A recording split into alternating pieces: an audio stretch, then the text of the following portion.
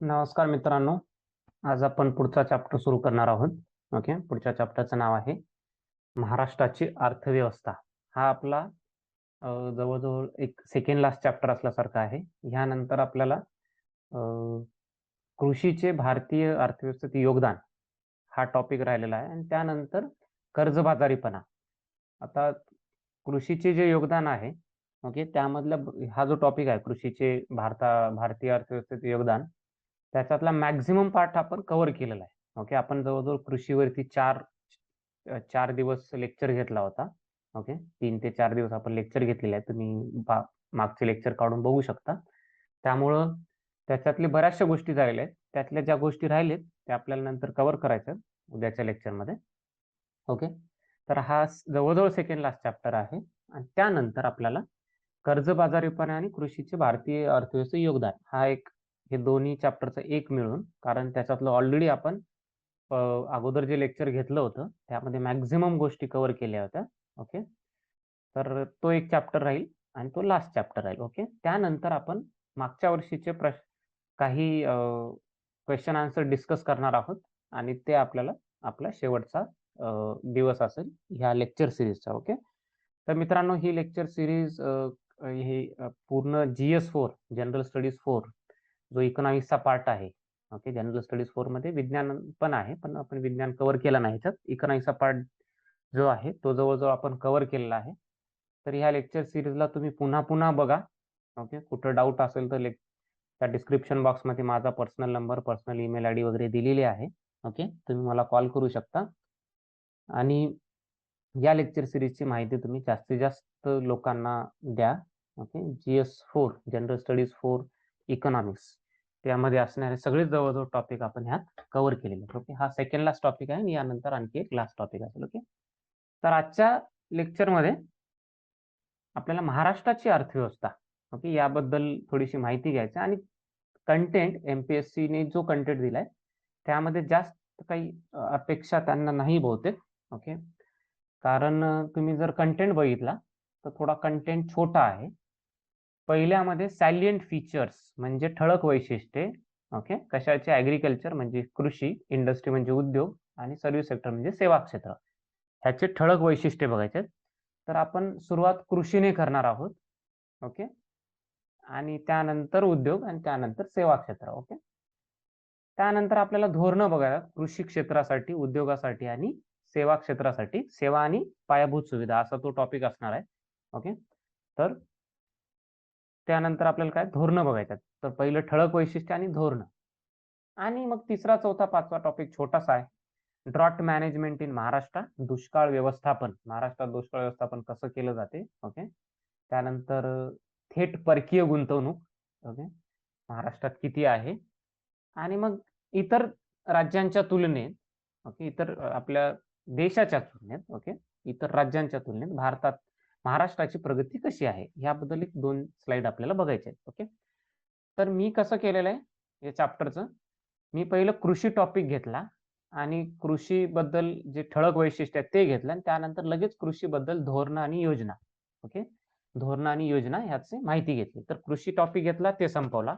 Industry घेतला, तो संपवला आणि सर्व्हिस सेक्टर आणि पायाभूत सुविधा घेतला, सेवा क्षेत्र आणि पायाभूत सुविधा, आणि तो संपवला. असं ते स्लाइड्स बनवल्यात. ओके, तर तुम्हाला माहित पाहिजे, तुम्हाला दाखवतो एकदा, नंतर आपण डिटेल बघूया. तर तुम्ही बघा, इथं मी पहिलं कृषी क्षेत्र घेतलं, त्यानंतर त्याच्याविषयी भरपूर माहिती आहे. ओके, त्यानंतर कृषी क्षेत्रासाठी योजना. ओके, आणि मग त्या योजनांची माहिती. ओके, मग त्यानंतर उद्योग क्षेत्र आणि त्यामधल्या काही योजना. ओके, कृषी क्षेत्रासाठी जेवढ्या योजना आहेत तेवढ्या उद्योग क्षेत्रासाठी नाहीत. म्हणजे जवळजवळ 90% योजना ह्या कृषी क्षेत्रासाठीच आहे. ओके, ही उद्योगासाठी तुम्हाला जास्त योजना भेटणार नाहीत, कारण अ, महाराष्ट्र सरकारने राबवलेल्या योजना जास्त नाहीत. केंद्र सरकारच्या भरपूर योजना भेटतील, पण सिलेबसमध्ये सरळ लिहिलेलं आहे. तुम्ही जर सिलेबस नीट बघितला, GOM म्हणजे government of Maharashtra. Okay, government of महाराष्ट्राचेच धोरणं आपल्याला बघायचे आहेत. ओके, त्यामुळे पॉलिसीज 1-2च आहेत, जास्त काही नाही. तर पहिलं आपण कृषी क्षेत्र बघू. त्याच्याविषयी ठळक वैशिष्ट्ये, भरपूर स्लाइड आहेत. मी काय 2-3 ठळक वैशिष्ट्ये सांगणार नाही तुम्हाला, भरपूर स्लाइड आहेत. आणि त्यानंतर त्याच्या ज्या महाराष्ट्र केंद्रित योजना आहेत, महाराष्ट्र सरकारच्या योजना आहेत, त्या योजनांबद्दल आपल्याला माहिती घ्यायची. मग उद्योग क्षेत्र, मग योजना, मग सेवा आणि पायाभूत सुविधा क्षेत्र. ओके, सेवा फक्त सेवा नाही तर पायाभूत सुविधा, कारण सेवांमध्ये सगळ्यात जास्त महत्वाची पायाभूत सुविधा आहेत, जसं की रेल्वे असेल. ओके, आता ते काय महाराष्ट्राच्या म्हणजे महाराष्ट्र सरकारच्या अधिकार क्षेत्रात येत नाही, त्यामुळे रेल्वेबद्दल आपण जास्त बोलणार नाही. रस्त्यांबद्दल बोलणार, विजेबद्दल बोलणार, तर पायाभूत सुविधा आणि सेवा असं त्याचं आपल्याला वर्गीकरण करायचं. ओके, तर सुरू करूया मित्रांनो. आजच्या चॅप्टरचं नाव आहे महाराष्ट्राची अर्थव्यवस्था. ओके, आणि त्यामध्ये हे कंटेंट आहे. ओके, तर बार्टीच्या चॅनलला सबस्क्राईब करा, जास्तीत जास्त लोकांना ह्या बार्टीच्या चॅनलची माहिती द्या. या लेक्चर सिरीज मध्ये तुम्हाला काही डाऊट असेल, आय एम अवेलेबल. ओके, परवा दिवशीचं उद्याचं ठीक आहे, परवा दिवशीचे 2 लेक्चर मिस नका करू, कारण मी एक 2-3 question paper, previous year questions okay discuss करणार आहे, तर ते तुम्हाला जास्त कामाला पडतील. Okay, so let us start with the topic. Okay, first topic, पहिला टॉपिक बघूया, कृषी क्षेत्र. त्याच्या अगोदर थोडासा आपण महाराष्ट्र राज्याचा थोडा संक्षिप्त आढावा, एकदम छोटासा, तुम्हाला हे जिओग्राफीमध्ये डिटेलमध्ये होईल, त्यामुळे मी त्या जास्त घेणार नाही. एक संक्षिप्त आढावा बघूया. महाराष्ट्राला जवळजवळ 720 किलोमीटर लांबीचा समुद्र किनारा लाभलेला आहे. ओके, 36 जिल्हे, ओके 36 जिल्हे आणि 6 महसूल विभाग. बघा मित्रांनो, 36 जिल्हे आणि 6 महसूल विभाग, म्हणजे प्रशासनाच्या दृष्टीने किती विभाग आहेत? 6 महसूल विभाग आहेत. ओके, महसूल विभागामध्ये विभाजन केलेलं आहे. 2011च्या जनगणनेनुसार, ओके म्हणजे सेन्सस नुसार, इंग्रजीमध्ये त्याला सेन्सस म्हणतात. 2011 नंतर 2021 ला ते होणं अपेक्षित होतं, पण कोरोनाने त्याला थोडं समोर बरंच पोस्टपोन झालं ते, आणि आता यावर्षी होण्याचे काही चान्सेस कमी दिसतात, पण पुढच्या वर्षी नक्की होईल कदाचित ते. ओके, 2011च्या जनगणनेनुसार महाराष्ट्राची लोकसंख्या 11.24 कोटी होती. ओके, 11.24 कोटी होती. ओके, आता आर्थिक आढावा जर बघितला, एकदम आउटलुक, ओके थोडस अर्थव्यवस्थेबद्दल बघितलं, नंतर आपल्याला कृषी, उद्योग आणि सेवा या 3 क्षेत्रांविषयी डिटेलमध्ये बघायचंच आहे. एफडीआय बद्दल थोडंसं बघायचं 1-2 स्लाइड मध्ये, पण तरी जर ओव्हरऑल जर बघितलं, ओके तर सन 2021-22च्या पूर्वानुमानानुसार, ओके पूर्वानुमान जे असतं त्याला एस्टिमेट म्हणू आपण, त्याला इंग्रजीमध्ये त्याला एस्टिमेट म्हणतात, गेस, पूर्व अनुमान. ओके, पूर्वानुमान म्हणजे एखादी गोष्ट होण्याच्या अगोदर आपण थोडासा अनुमान लावतो. ओके, तर त्याच्यानुसार राज्याचा जो वृद्धी दर आहे, 21-22चा जो वृद्धी दर आहे तो 12.1% राहण्याची शक्यता आहे. ओके, एकूण देशाच्या स्थूल उत्पन्नात, ओके जीडीपी मध्ये जे आपलं कंट्रीब्युशन आहे मित्रांनो, जवळजवळ 14.2% महाराष्ट्राचा हिस्सा आहे आणि सगळ्यात जास्त आहे. लक्षात ठेवा, महाराष्ट्राचा जीडीपी मध्ये जो हिस्सा आहे, भारताच्या जीडीपी मध्ये कोणत्या राज्याचा सगळ्यात जास्त हिस्सा आहे? तर महाराष्ट्राचा आहे. ओके, 2021-22च्या पूर्व अनुमानानुसार, ओके दरडोई राज्य उत्पन्न, दरडोई म्हणजे पर हेड, ओके राज्य उत्पन्न रुपये 2,25,073 आहे. ओके, 21-22च्या अनुमानानुसार किती आहे? 2,25,073. ओके, ही गोष्ट तुम्हाला लक्षात पाहिजे. तर प्रत्येक व्यक्ती, आणि हे प्रतिवर्ष आहे, लक्षात घ्या, 2 लाख रुपये महिना नाही, प्रतिवर्ष आहे. इथं लिहून घ्या, थोडंसं मी विसरलो होते. तर नेहमी लक्षात ठेवा, दरडोई उत्पन्न हे प्रतिवर्षच असते, कधी ते प्रति महिना देत नाही. जेव्हा systems of national accounting, okay SNA 2008, म्हणजे कोणत्याही देशाचं जेव्हा अकाउंटिंग, देशाचं जे लेखाजोखा प्रेझेंट करायचा असतो, सादर करायचा असतो, तो ह्या सिस्टीम ऑफ नॅशनल अकाउंटिंग 2008 नुसार साजरा केला जातो. ओके, त्यानुसार जे आपलं दरडोई उत्पन्न आहे, ओके तो वार्षिक उत्पन्न असतो नेहमी ते 2,25,073 रुपये असण्याची अपेक्षा आहे. ओके, आता थोडं महसूल आणि भांडवली खर्च, महसूल जमा आणि खर्चाबद्दल, ओके भांडवली खर्च आणि भांडवली जमेबद्दल थोडंसं बघूया आपण, जास्त डिटेल आपल्याला बघायचं नाही. ओके, सन 2020-21 मध्ये महसुली जमा बघा लक्षात घ्या. ओके, महसुली जमा 3,67,987 कोटी. ओके, 21-22 मध्ये महसुली जमा म्हणजे रेव्हेन्यू कलेक्शन. जेवढं रेव्हेन्यू जे रिसिट्स असतात त्याला आपण जर बजेटच्या आपण बजेटबद्दल डिटेलमध्ये माहिती बघितली केंद्र सरकारच्या बजेटबद्दल, तर तुम्हाला आठवत नसेल तर एकदा रिपीट जाऊन तो लेक्चर बघा. ओके, रेव्हेन्यू रिसिट्स तर किती होते? 3,68,987 कोटी. ओके, आणि 20-21 नुसार ते 2,89,498 कोटी. ओके, अर्थसंकल्पीय अंदाज मित्रांनो, यामध्ये फरक असा आहे, ही ऍक्च्युअल महसूल जमा आहे आणि हे बजेटेड जो एस्टिमेट होता बजेटमध्ये. एखादा बजेट काय असते? एक अंदाज असतो, भविष्याचा अंदाज असतो. त्याच्यातला जो अंदाजे जे रक्कम सांगितली होती सरकारने, त्याच्या अंदाजानुसार काय होतं बघा, महसूल आणि करेतर महसूल. महसूल म्हणजे रेव्हेन्यू रिसिट्स. ओके, जे की टॅक्स मधनं भेटतात, आणि करेतर म्हणजे नॉन टॅक्स. ओके, तर टॅक्स आणि नॉन टॅक्स हे दोन्हीतून मिळणारा जो रेव्हेन्यू रिसिट असतो त्याची जवळजवळ जे जमा होती. ओके, तर महसूल किती होता? 2,85,534 आणि करेतर नॉन टॅक्स ज्याला म्हणतात 83,453 कोटी. तर हे दोन्ही युनिट कोटीमध्ये आहेत. 2,85,534 कोटी आणि 83,453 कोटी एवढा महसूल जमा होण्याचा अंदाज अर्थसंकल्पीय अंदाज होता. या दोन्हीमध्ये तुम्हाला फरक विचारला सांगता आला पाहिजे. हे ऍक्च्युअल होतं आणि हे अर्थसंकल्पामध्ये मांडलं होतं. ओके, अर्थसंकल्पीय अंदाज 2021-22 नुसार राज्याचा महसुली खर्च, हा मित्रांनो बघा, महसुली खर्च. ओके, म्हणजे रेव्हेन्यू एक्सपेंडिचर. तुम्हाला आठवत असेल, आठवत नसेल तर पुन्हा तिकडं जुनं लेक्चर बघा. ते लेक्चर खूप बेसिक आहे मित्रांनो, आणि त्याच्यात मी खूप डिटेलमध्ये कव्हर केलेलं आहे. ओके, जे अगोदरचं लेक्चर असेल आपलं 20-30 असेल लेक्चर, तुम्ही बघा. त्याच्यामध्ये खूप प्रॉपरली मी त्याचं कॅटेगरायझेशन जे आहे, वर्गीकरण आहे ना, खूप चांगल्या प्रकारे मी त्याच्यात कव्हर केलेला आहे. ओके, तर जो महसुली खर्च आहे म्हणजे रेव्हेन्यू एक्सपेंडिचर आहे, तो 3,79,213 कोटी आणि 20-21च्या अंदाजानुसार 3,35,675 कोटी होती. ओके, 3,79,000, 3,35,000. ओके, तर तुम्ही ह्याच्या जर तुलना महसुलाशी केला, आता ह्या महसूल खर्च होता, वरती महसूल मिळकत होती, तर साहजिक आहे तुम्हाला कळेल आपला खर्च हा जास्त दिसतोय, महसुली जी जमा आहे ती कमी दिसते.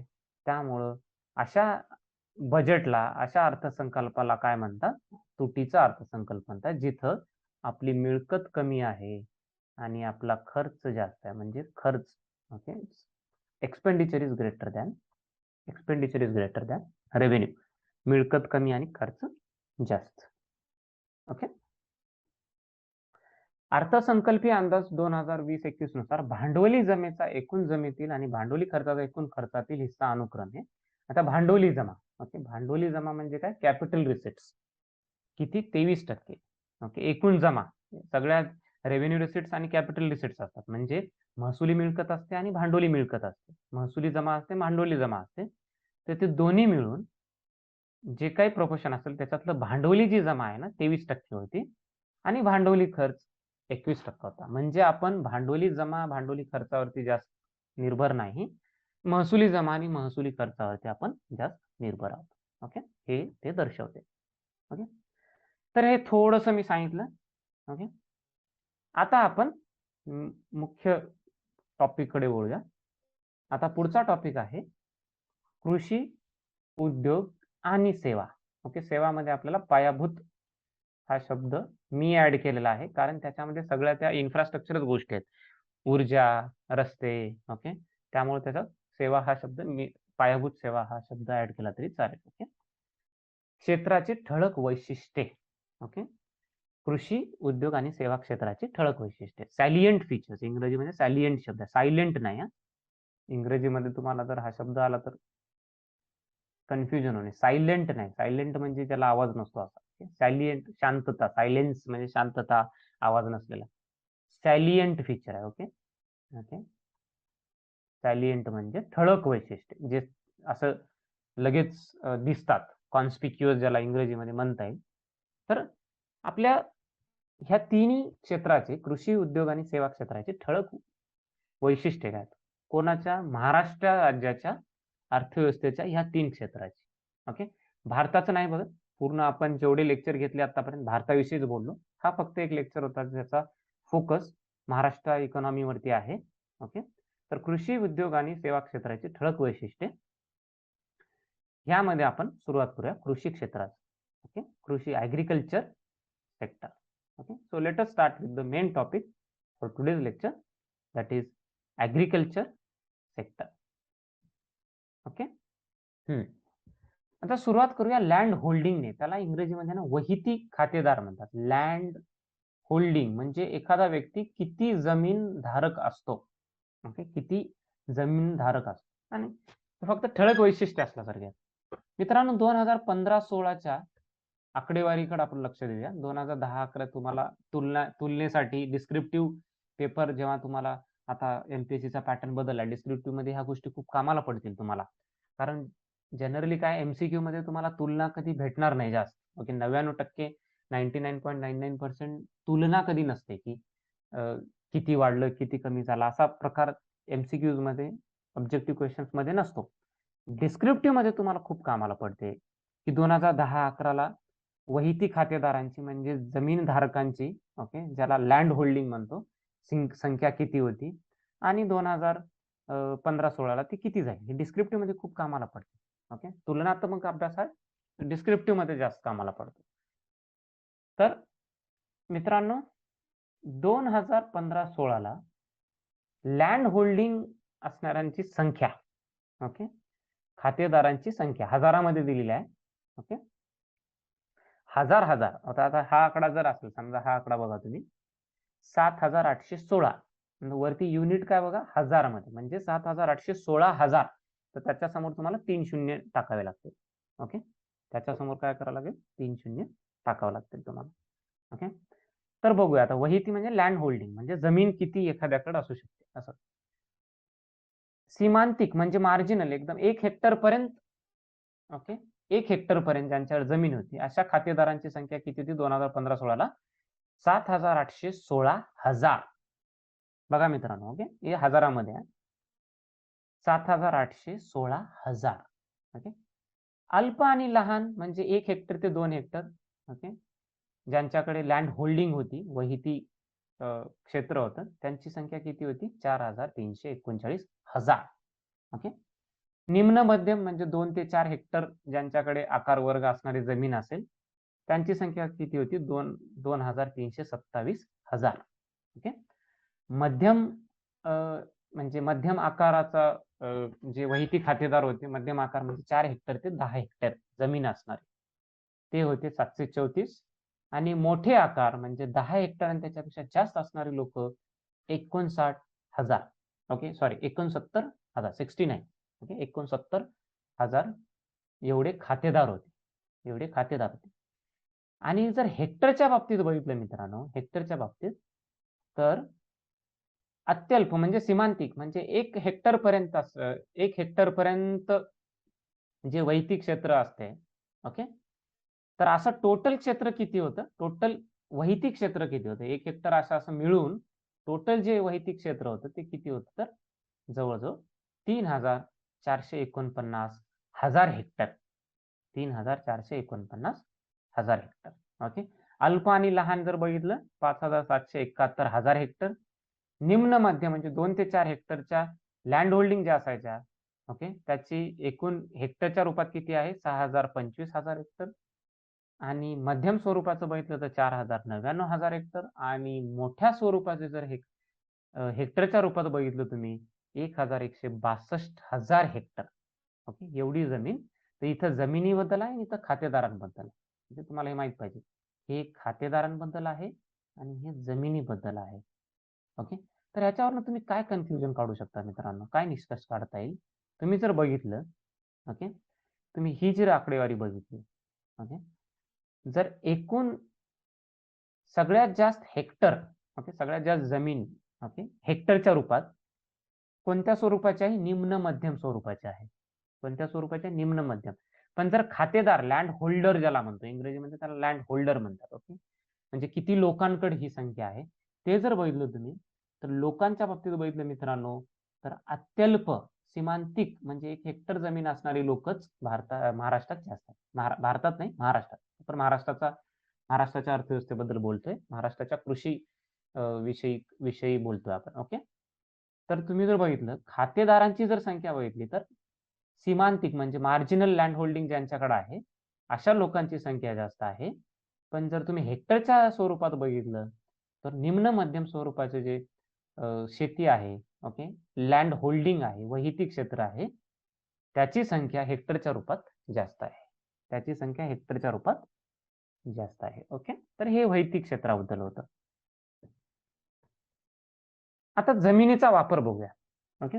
मित्रांनो, जर आपण 19-20 ची आकडेवारी बघितली, आकडेवारीचा जो वर्ष असतो मित्रांनो, अतिशय महत्वाचा आहे. ओके. वर्ष, कारण दरवर्षी ही आकडेवारी बदलते.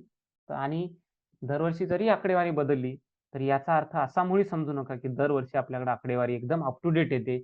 असं होत नाही मित्रांनो, अनफॉर्च्युनेटली. ओके. तुम्ही जर बघितलं, तर भारतात अजूनही म्हणजे रिअल टाईम बेसिस, इंग्रजीमध्ये त्याला रिअल टाईम बेसिस आहे, शब्द आहे. Real time basis. Real time basis म्हणजे त्याचं उदाहरण देतो तुम्हाला, सोपं म्हणजे समजा तुम्ही आणि मी मित्र आहोत. मी तुम्हाला तुमच्याकडनं ₹100 घेतले होते. मी तुम्हाला लगेच तुम्ही एकदा मागितलं आणि मी तुम्हाला म्हटलं, "हां, थांब 2 मिनिटात मी तुला पैसे देतो." तर मी लगेच इकडून पैसे ट्रान्सफर केल्या तुम्हाला पैसे मिळणार. त्याला रिअल टाईम म्हणतात. त्याच टाईमला तुम्हाला मिळणार. किंवा लेक्चर बघा आपले ऑनलाईन लेक्चर. मी इकडून लाईव्ह लेक्चर घेतलं, तुम्ही रिअल टाईममध्ये मला ऐकू शकता. तुम्ही तिकडून मला ओके ऐकू शकता रिअल टाईममध्ये. रिअल टाईम म्हणजे जेव्हा गोष्टी लगेचच ओके तुमच्यापर्यंत जर आपण एका विशिष्ट अंतराने वेगळे आहोत. ओके. मी इथं बसलेला आहे, तुम्ही कुठेतरी 500 किलोमीटर बसलेला आहात. ओके. तर तुम्हाला लगेच जर गोष्टी भेटत असतील तर त्याला रिअल टाईम म्हणतात. ओके. पैशाच्या रूपात असो, लेक्चरच्या रूपात असो. ओके. जर त्या कालांतराने भेटत असतील, ओके, म्हणजे त्याच्यात गॅप असेल तर त्याला रिअल टाईम म्हणत नाही. त्याला रिअल टाईम म्हणत नाही. तर डेटाच्या बाबतीत, माहितीच्या बाबतीत डेटाला आजकाल एक शब्द प्रचलित होतोय मराठीमध्ये, त्याला विदा पण म्हणतात. ओके. विदा. ओके. डेटा. तर डेटाच्या बाबतीत, इन्फॉर्मेशनच्या बाबतीत, माहितीच्या बाबतीत, विदेच्या बाबतीत एक गोष्ट होती ती म्हणजे भारतात अजूनही रिअल टाईम डेटा भेटत नाही. ओके. आता भविष्यात भेटणार नाही असं नाही. तुम्ही आर्टिफिशियल इंटेलिजन्स, मशीन लर्निंग असे शब्द विज्ञानामध्ये ऐकले असतील आणि तुम्हाला ते माहीत असणं गरजेचं आहे. याच्यावरती प्रश्न होते. मी बघितले पेपर, जुने पेपर विज्ञानाचे पण मी बघितले. त्यामध्ये मी बघितलं की artificial intelligence, machine learning okay यावरती देखील प्रश्न आलेला होता. ओके. यूपीएससीला हा प्रश्न होता. Artificial learning, artificial intelligence, machine learning मधला ते फरक किंवा त्याची व्याख्या त्याची संकल्पना विचारली होती. तर आर्टिफिशियल इंटेलिजन्स, मशीन लर्निंगच्या काळात जिथं सगळ्या गोष्टी ऑटोमेट होत आहेत, ॲप्लिकेशनवर होतात, इंटरनेटचा वापर करून होतात, तिथंच भविष्यात असं माहिती गोळा करणे अवघड होणार नाही.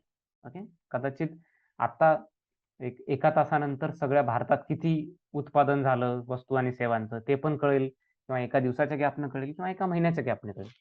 पण आता अजून तरी अशी सिस्टम असं अजून आपल्याला भेटलेली नाही. ओके.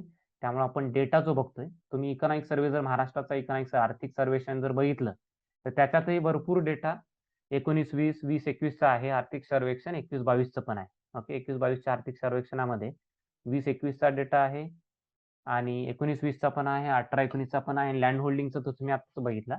त्याच्यामध्ये डेटा कशाचा आहे? 15-16 चा आहे. ओके.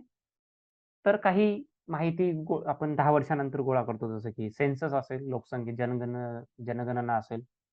काही समजा लँड होल्डिंगच्या बाबतीत इथं 15-16 ओके. दरवर्षी तुम्हाला काय कोणाकडे किती जमीन आहे, लँड होल्डिंग प्रत्येक व्यक्तीकडे सरासरी एका व्यक्तीकडे महाराष्ट्रात किती जमीन आहे, हे तुम्ही काय दरवर्षी कॅल्क्युलेट करायची गरज नसते. म्हणून पण आपल्याला जुना डेटा घ्यावा लागतो. ओके.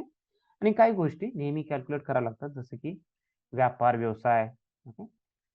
तर इथं हा जो डेटा आहे 19-20 चा, 19-20 च्या डेटानुसार, माहितीनुसार महाराष्ट्रामध्ये निव्वळ पेरणी क्षेत्र, नेट सोन एरिया असा इंग्रजी शब्द आहे त्याला, 54% आहे. ओके.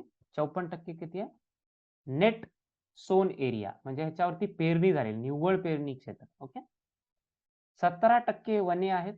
ओके. जंगलाचा भाग आहे. ओके. लागवडीसाठी उपलब्ध नसलेली जमीन 20% आहे. लागवड न केलेली जमीन म्हणजे लागवड करू शकतात पण त्याच्यावर न केलेली जमीन 18% आहे आणि पडीत जमीन जवळजवळ 9% आहे.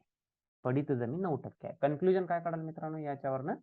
जवळजवळ 50% पेक्षा जास्त जमीन ही पेरणीखाली आहे. 19-20च्या आकडेवारीनुसार 50% पेक्षा जास्त निव्वळ पेरणीखाली क्षेत्र आहे. एकूण जमिनीचा वापर आहे महाराष्ट्राचा. ओके. आता पिकांखाली क्षेत्र हा जमिनीचा वापर झाला. ओके. आता पिकांसाठी कसं वापरलं जाते बघूया. ओके. आपण लेटेस्ट आकडा बघूया. कंपॅरिझनसाठी तुम्हाला 1960-61 ची आकडेवारी दिलेली आहे, पण आपण आता 20-21 ची आकडेवारी बघूया. ओके. 20-21 च्या आकडेवारीनुसार मित्रांनो 20-21 च्या आकडेवारीनुसार पिकांखालील क्षेत्र ओके एरिया अंडर क्रॉप्स इंग्रजीमध्ये एरिया अंडर क्रॉप तर तुम्ही बघितलं तर सगळ्यात जास्त जे जमीन आहे कशाच्या अंडर तृणधान्याच्या अंडर आहे. ओके. तृणधान्य जिथं पिकवलं जाते ती जमीन आहे. ओके. त्यानंतर ती जवळजवळ 32% आहे. ओके. आणि त्यानंतर तेलबियांसाठी जे जमिनीचा वापर होतो ओके म्हणजे जवळजवळ 21%. ओके. एकूण पिकाखाली क्षेत्रपैकी जवळजवळ 21% तेलबिया, 32% तृणधान्य, 20% कडधान्य, 20% कापूस आणि 5.17% 5% जवळजवळ ओके ऊसाखालील क्षेत्र आहे. ओके. आणि जर तुम्ही अन्नधान्य हा प्रकार बघितला अन्नधान्यामध्ये दोन गोष्टी येतात एक तृणधान्य येतं आणि कडधान्य येतात दोन्हींना मिळून अन्नधान्य म्हणतात. लक्षात घ्या मित्रांनो अन्नधान्यामध्ये ओके एक तृणधान्य आणि कडधान्य ओके या दोन गोष्टी मिळून तर एकूण क्षेत्राच्या ओके एकूण जे आपण वरती बघितलं होतं नेट सोन एरिया म्हणजे एकूण पिकाखाली जे क्षेत्र बघितलं त्याच्या जवळजवळ 52.85% 52.85% ही जमीन अन्नधान्याच्या पिकांखाली येते. ओके. आणि त्यामध्ये तृणधान्य जवळजवळ जास्त आहेत 32% आणि कडधान्य 20% आहे. तेलबिया 21% आहे. तेलबियांबद्दल तुम्ही विशेष माहिती आणखी काढा कारण गेल्या 1-2-3 वर्षात तेलबियांवरती खूप जास्त डिस्कशन झालं. तुमच्या माहितीसाठी सांगतो भारत तेलबिया आणि जे खाद्यतेल आहे ते आयात करते बऱ्याच प्रमाणात कारण भारताची जी गरज आहे त्यानुसार आपलं उत्पादन कमी आहे. ओके. तेलबियांचं आपलं उत्पादन कमी आहे. ओके. ही गोष्ट मला माहित पाहिजे. तर असा पिकांखाली क्षेत्र आहे. तर सगळ्यात जास्त कोणती पिकं तृणधान्य ओके तेलबिया कडधान्य आणि कापूस ओके आणि जो छोटासा पार्ट आहे तो ऊस लागवडीसाठी वापरला जातो. ओके. आता उत्पादकता बघूया आपण उत्पादकता म्हणजे पर हेक्टर प्रोडक्टिव्हिटी ज्याला म्हणतो. ओके. हेक्टर मध्ये प्रति हेक्टर उत्पादकता. एक मिनिट हा प्रति हेक्टर उत्पादकता जर 20-21 ची आकडेवारी घेतली मित्रांनो 20-21 ओके तुलनेसाठी तुम्हाला 1960-61 ची पण आकडेवारी आहे. तर 20-21 ची आकडेवारी बघितली तुम्ही तर तृणधान्याची एका हेक्टर मध्ये ओके किलोग्रामच्या रूपात आहे इकडे बघा इथे युनिट दिलेला आहे. ओके. हे असे चार्ट तुम्हाला डिस्क्रिप्टिव्ह मध्ये खूप कामाला पडणार आहेत. तृणधान्याच्या बाबतीत बघितलं एका हेक्टर मध्ये 1000 ओके 1724 1724 किलोग्राम लक्षात घ्या मित्रांनो किलोग्राम मध्ये आहे पर हेक्टर. ओके. हेक्टर म्हणजे 100 मीटर गुणिले 100 मीटर ओके 100 बाय 100 चा एरिया असतो त्याला हेक्टर म्हणतात. ओके. तर 1724 किलोग्राम पर हेक्टर हे तृणधान्याची उत्पादकता आहे म्हणजे एका हेक्टर मध्ये महाराष्ट्रामध्ये 1724 किलोग्राम तृणधान्य येतात. सरासरी आहे आकडा प्रत्येकाच्या शेतात एवढंच येते असं नाही शेतीच्या गुणवत्तेनुसार ते बदलते पण सरासरी ही आकडेवारी आहे. कडधान्याच्या रूपात बघितलं ही आकडेवारी 967 आहे 967 kilo 967 kilogram per hectare okay कडधान्याचं उत्पादकता आहे. आणि जर तुम्ही तेलबियांबद्दल बघितलं 1422 किलोग्राम पर हेक्टर अशी उत्पादकता आहे आणि हेच वैशिष्ट्य आहे महाराष्ट्राच्या शेतीचं हे वैशिष्ट्य आहे महाराष्ट्राच्या शेती. ओके. तर उत्पादकतेच्या बाबतीत तुम्ही बघितलं तर कडधान्याची उत्पादकता प्रति हेक्टरमध्ये जास्त आहे. ओके, आता थोडं सेंद्रिय शेतीबद्दल बघूया. ओके, सेंद्रिय शेती खालील क्षेत्र आणि उत्पादन. ओके, इथं क्षेत्र, त्या शेतीखाली क्षेत्र किती आहे आणि इथं उत्पादन किती आहे. क्षेत्र हेक्टर मध्ये लिहिलं आहे, उत्पादन मेट्रिक टन मध्ये लिहिलेलं आहे. ओके, 2018-19च्या आकडेवारीनुसार ओके, महाराष्ट्राचीच आकडेवारी बघायचं तुम्हाला, तुलनेसाठी भारताचं दिलेलं आहे. महाराष्ट्राची आकडेवारी जर बघितली, सेंद्रिय शेतीखालील ओके, जर क्षेत्र बघितलं तुम्ही ओके, 261.61.57 हजार हेक्टर हे सेंद्रिय शेतीखाली आहे. आणि मित्रांनो बघा, तुलना जर केली तुम्ही ओके, तर खूप मोठा जो जमिनीचा हिस्सा आहे, भारताशी तुलना केली तर जवळ-जवळ महाराष्ट्राचाच हिस्सा हा जवळ 50-60% पेक्षा जास्त येतोय. बघा, 261 आणि 342 हजार हेक्टर, हे 261 हजार हेक्टर आणि 342 हजार हेक्टर, हे महाराष्ट्राचा हिस्सा खूप मोठा आहे. पण अनफॉर्च्युनेटली ओके, अनफॉर्च्युनेटली म्हणजे काय, एक शेतीची उत्पादकता असेल किंवा त्याच्यातले जे भांडवल जे वापरतो त्यामुळं असेल, तर तुम्ही बघितलं जे उत्पादन आहे ओके, उत्पादन जे आहे ते 861 आहे, 861 हजार मेट्रिक टन आहे. ओके, एकूण उत्पादन पर हेक्टर, पर नाही, प्रति नाही, एकूण उत्पादन 861. इथे लिहितो आकडा मी 861,000, याच्या समोर तुम्ही 1000 लावा. मेट्रिक टन हा टनचाच प्रकार, टन पेक्षा थोडंसं जास्त येते. मागे पण म्हणलं होतं तुम्हाला टन. ओके, मेट्रिक टन पेक्षा एक 0.0093 किलोग्राम जास्त असते. ओके, 93 टन्स जास्त असते. ओके, मेट्रिक टन म्हणजे, तर मेट्रिक टन ओके 861 हजार, म्हणजे तुम्ही जर त्याला लाखाच्या रूपात ठेवलं, 8,61,000 मेट्रिक टन एवढं महाराष्ट्राचं उत्पादन आहे. भारताच्या तुलनेत ते थोडंच कमी आहे. भारताच्या तुलनेत भारताचं जे टोटल उत्पादन आहे सेंद्रिय शेतीमधून, जे उत्पादन मिळते 2,645 मेट्रिक टन, हजार मेट्रिक टन आहे. ओके, हजार मेट्रिक टन लक्षात घ्या, 2,645 मेट्रिक टन नाही, हजार मेट्रिक टन, म्हणजे जवळजवळ 26,45,000 मेट्रिक टन एवढं उत्पादन आहे सेंद्रिय शेतीतून. ओके, आणि जर आपण आता लेटेस्ट आकडेवारी बघितली मित्रांनो, if you look at the latest numbers, 2021 ची जी आकडेवारी आहे, महाराष्ट्राचं एकूण क्षेत्र 371 हजार हेक्टर सेंद्रिय शेतीखाली येते आणि उत्पादन आपलं 776 हजार मेट्रिक टन आहे. भारताची जर तुलना केली तर 433 हजार हेक्टर क्षेत्र जवळजवळ भारतातल्या एकूण पेरणीच्या ओके, सेंद्रिय शेतीखालीचं क्षेत्र किती आहे, 433 हजार हेक्टर. पण उत्पादन जे आहे ओके, उत्पादन जसं जर महाराष्ट्राचं बघायचं असेल तर कमी आहे. जर देशाचं उत्पादन पाहिलं 3,497 हजार मेट्रिक टन एवढं आहे. ओके, म्हणजे ह्यावरून तुम्ही काय कन्क्लुजन काढू शकता, महाराष्ट्राच्या कृषी आयुक्तालयाच्या आकडेवारीनुसार ओके, सेंद्रिय शेतीखाली खूप मोठं क्षेत्र आहे, पण त्याची उत्पादकता किंवा एकूण भारताच्या एकूण उत्पादनामध्ये आपलं जे कंट्रीब्युशन आहे, आपली जी भागीदारी आहे ती कमी आहे. आपले जे कंट्रीब्युशन आहे, आपली जी भागीदारी आहे ती काय आहे, कमी आहे. ओके, हे याच्यावरनं कन्क्लुजन काढू शकतो. ओके, आता निर्यात मूल्य काय, हे इथं आपण उत्पादन आणि हेक्टरच्या रूपात किती हेक्टरवरती सेंद्रिय शेती केली जाते ते बघितलं होतं आणि किती उत्पादन होते, पण त्याच्यापैकी निर्यात मूल्य किती निर्यात केले जाते आणि त्याचं निर्यात मूल्य काय आहे ते आपण बघूया. ओके, 2020-21च्या आकडेवारीनुसार 126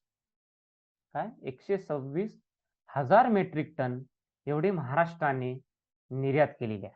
126 हजार मेट्रिक टन एवढी निर्यात महाराष्ट्र सरकारने केलेली आहे आणि त्याचं मूल्य कोटीमध्ये जर बघितलं मित्रांनो तर जवळजवळ 1000 कोटीच्या जवळ जाते, तर 913.74 कोटी रुपयाचं ओके आपण निर्यात केलेली आहे. कोणत्या प्रोड्यूसची, कोणत्या पिकांची, जे पीक आपण सेंद्रिय शेतीमधून घेतले. ओके. तर ऑर्गॅनिक फार्मिंग मधून जे आपण उत्पादन घेतले तर ते किती, जवळजवळ 126,000 मेट्रिक टनचं उत्पादन होतं. आणि जर मूल्याच्या बाबतीत बघितलं तर 913 कोटी रुपयांचं निर्यात मूल्य आपण निर्यात केलेलं आहे. ओके. भारताच्या तुलनेत बघितलं तर भारताचं एकूण जे निर्यात जेवढं उत्पादन झालं त्याच्यापैकी किती निर्यात केलं आपण, 888,000 मेट्रिक टन, आणि त्याची किंमत जवळजवळ 7,078 कोटी, म्हणजे 7,000 कोटीच्या घरात आपण त्याची निर्यात केलेली आहे.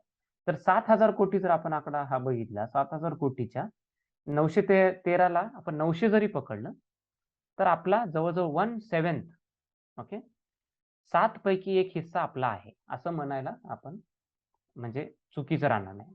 म्हणजे 7 कोटीची जर निर्यात संपूर्ण भारताची होत असेल तर त्याच्यापैकी 1 कोटीचं जे भागीदारी आहे, आपला हिस्सा किती आहे, जवळजवळ 1 कोटीचा आहे. ओके.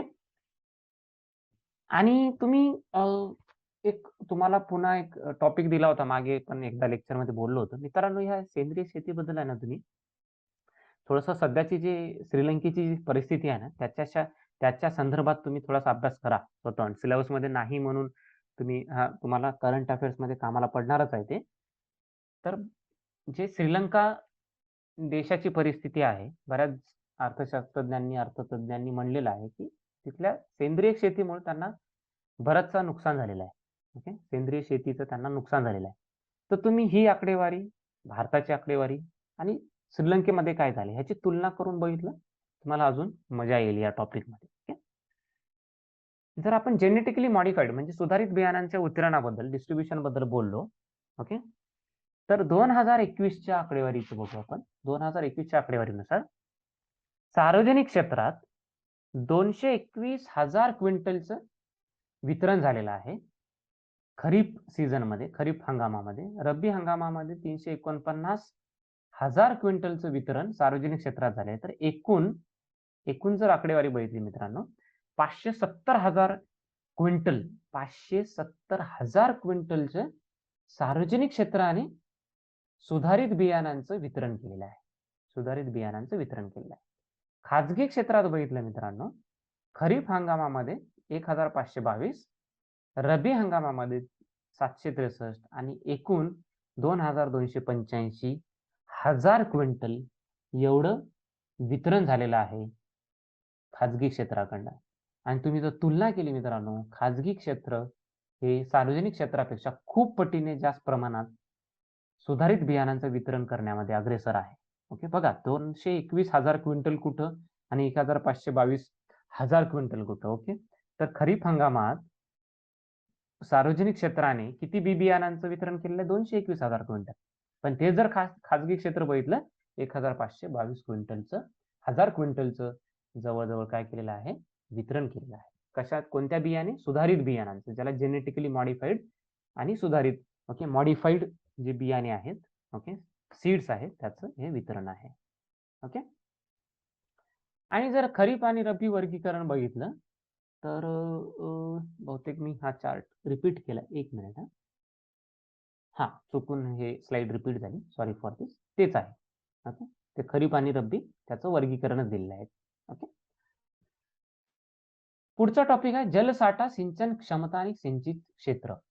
क्षमता म्हणजे त्याची कॅपॅसिटी किती आहे, क्षेत्र म्हणजे ऍक्च्युअल किती एरिया आपण इरिगेट केलाय, सिंचित क्षेत्र किती आहे. ओके मित्रांनो, 2020-21च्या आकडेवारीनुसार, ओके, औरंगाबादला ह्याचं ऑफिस आहे.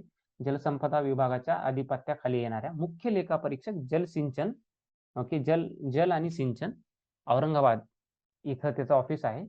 त्यांच्या आकडेवारीनुसार, आणि ही आकडेवारी दशलक्ष घनमीटर मध्ये आहे. लक्षात घ्या मित्रांनो, म्हणजे million cubic metre. Okay, million cubic metre. Okay, दशलक्ष म्हणजे मिलियन, घनमीटर म्हणजे क्युबिक मीटर. ओके, तर दशलक्ष घनमीटर मध्ये ही आकडेवारी दिली. याची युनिट काय, याचं घटक काय, दशलक्ष घनमीटर. ओके, दलघमी ज्याला म्हणतात. तर 2020-21च्या नुसार बघा, प्रकल्प आराखड्यानुसार जलसाठा क्षमता ओके किती आहे 43,882 दशलक्ष घनमीटर एवढी आपली ओके जलसाठा क्षमता आहे प्रकल्प आराखड्यानुसार. प्रकल्प म्हणजे प्रोजेक्ट, आराखडा म्हणजे प्लान, प्रोजेक्ट प्लान जे असतात त्याच्यानुसार क्षमता किती आपली जवळजवळ 43,882 दशलक्ष घनमीटर जलसाठा क्षमता आहे.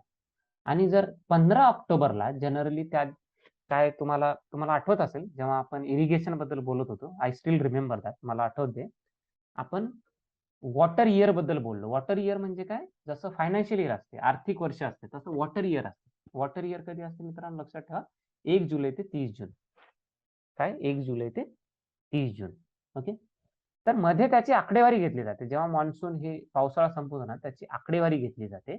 ओके, आणि त्यामुळं 15 ऑक्टोबर असा इथं अशी तारीख दिलेली आहे. ओके, 15 ऑक्टोबर रोजी 2021 15 ऑक्टोबर रोजी म्हणजे 2020च्या 15 ऑक्टोबरला ती आकडेवारी किती होती बघा. ऍक्च्युअल ही क्षमता आहे, पहिलं काय दाखवतं क्षमता, ही ऍक्च्युअल आकडेवारी 33,005 दशलक्ष घनमीटर एवढा पाण्याचा जलसाठा उपलब्ध होता महाराष्ट्रात. ओके, उपयुक्त जलसाठ्याची टक्केवारी, त्याच्यातला उपयुक्त जो जलसाठा आहे जो ऍक्च्युअली कामाला पडणार आहे तो 75% आहे.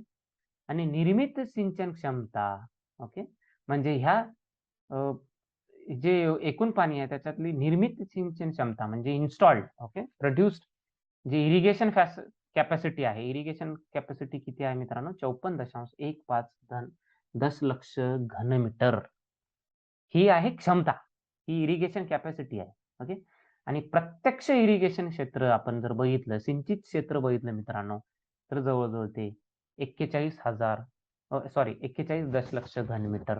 ओके, सॉरी हे सिंचित क्षेत्र असल्यामुळं क्षेत्राचं युनिट वेगळं असणार आहे. 1 मिनिट, आपण युनिट नक्की लिहिलेलं असणार आहे कुठं ना कुठं. हा,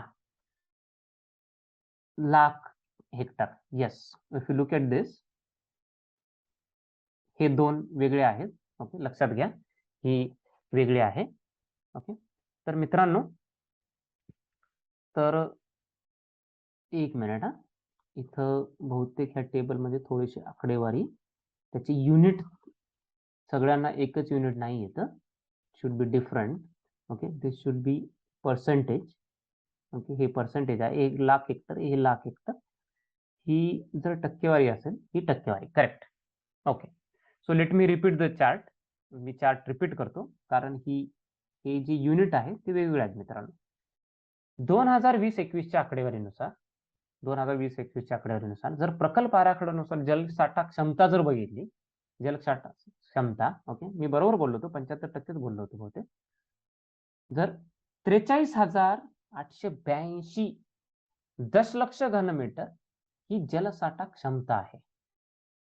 म्हणजे त्यापैकी उपयुक्त जो जलसाठा होता 33,005 दशलक्ष घनमीटर होता.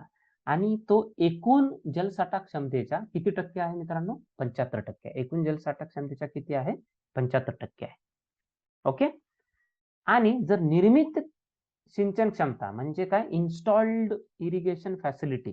ओके, इरिगेशन फॅसिलिटीची क्षमता, इरिगेशन कॅपॅसिटी जर बघायचं असेल आपल्याला तर तुम्ही बघाल 54 लाख हेक्टर, जवळजवळ काय 54 लाख हेक्टर एवढी कॅपॅसिटी, म्हणजे एवढ्या क्षेत्राला आपण सिंचन करू, एवढ्या क्षेत्रावरती आपण सिंचन करू शकतो एवढी आपली कॅपॅसिटी आहे. महाराष्ट्राची कॅपॅसिटी काय 54 लाख हेक्टर क्षेत्राला काय आपण क्षेत्राचं सिंचन करू शकतो, त्याच्यावर इरिगेशन म्हणजे पाण्याची व्यवस्था निर्माण करू शकतो, एवढं क्षेत्र आहे. ओके, आणि जर प्रत्यक्ष ही क्षमता आहे आपली, जर प्रत्यक्ष बघितलं आपण प्रत्यक्ष आकडेवारी ती 41.60 लाख हेक्टर आहे. म्हणजे 54 लाख हेक्टर आपण इरिगेशन करू शकतो, सिंचनाखाली घेऊ शकतो जमीन. त्यापैकी जर प्रत्यक्ष आकडेवारी बघितली तर जवळजवळ 41 लाख हेक्टर आपण प्रत्यक्ष सिंचनाखाली घेतलेले क्षेत्र आहे. कशाच्या आकडेवारीनुसार मित्रांनो 2020-21च्या. ओके, आणि जर ही टक्केवारी जर बघितली म्हणजे क्षमता किती आहे आणि आपण प्रत्यक्ष त्याचा किती वापर करतोय तर जवळजवळ 76.8% आपण क्षमतेचा वापर करतो. ओके, 76.8% क्षमतेचा वापर होतो. ओके, थोडंसं आता वित्त पुरवठ्याबद्दल बघूया आपण, त्यानंतर आपण योजनांविषयी माहिती घेऊया. ओके, हा, तर वाणिज्य बँका म्हणजे कमर्शियल बँक, प्रादेशिक ग्रामीण बँका म्हणजे रिजनल रुरल बँक आणि महाराष्ट्र राज्य सहकारी बँका. Okay, Maharashtra state cooperative bank आणि जिल्हा मध्यवर्ती सहकारी बँका म्हणजे district central banks. Okay, district central cooperative bank त्याला म्हणतात.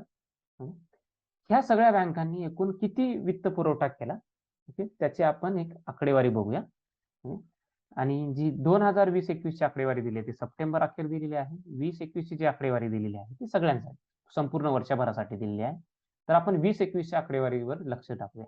ओके, तर वाणिज्य कमर्शियल बँका जवळजवळ 26,677 कोटी रुपयांचं कर्ज, 26,677 कोटी रुपयांचं कर्ज हे पीक कर्ज म्हणून दिलेलं आहे.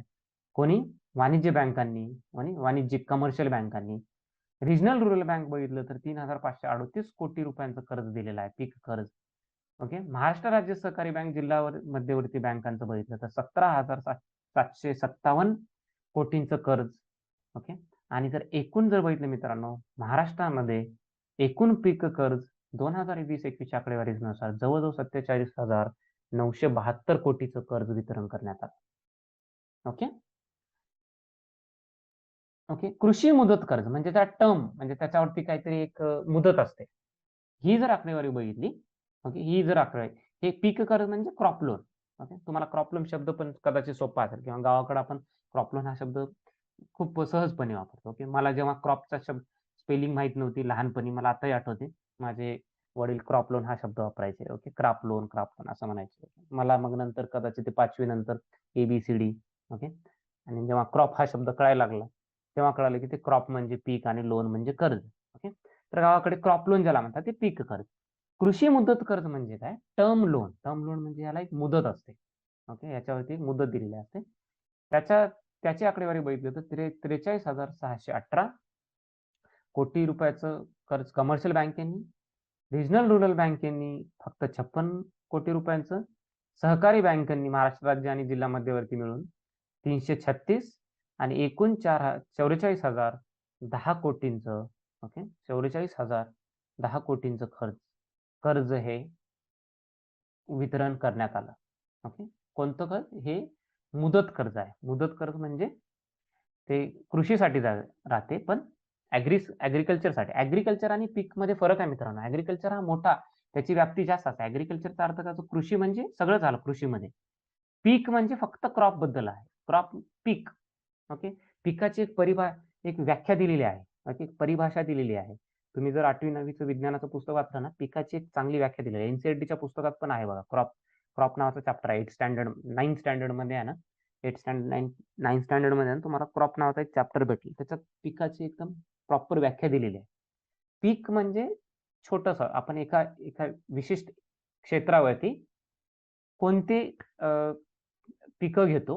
ओके, मोठ्या प्रमाणावरती जनरली जे आपण आर्थिक दृष्टीने जी पिकं घेतो, ओके, त्याच्यामध्ये ही मोडते. ओके, पिकामध्ये ते सगळं मोडते. ओके, आणि कृषी म्हणजे त्याच्यात पीक आलं. ओके, त्याच्यात कृषीशी संबंधित सगळ्या बाकी इतर गोष्टी आल्या. ओके, तर कृषी मुदत कर्ज इट्स अबाउट ऍग्रिकल्चर, पीक कर्ज इट्स अबाउट क्रॉप. ओके, हे फक्त पिकाबद्दल आहे म्हणून याची व्याप्ती कमी असणार.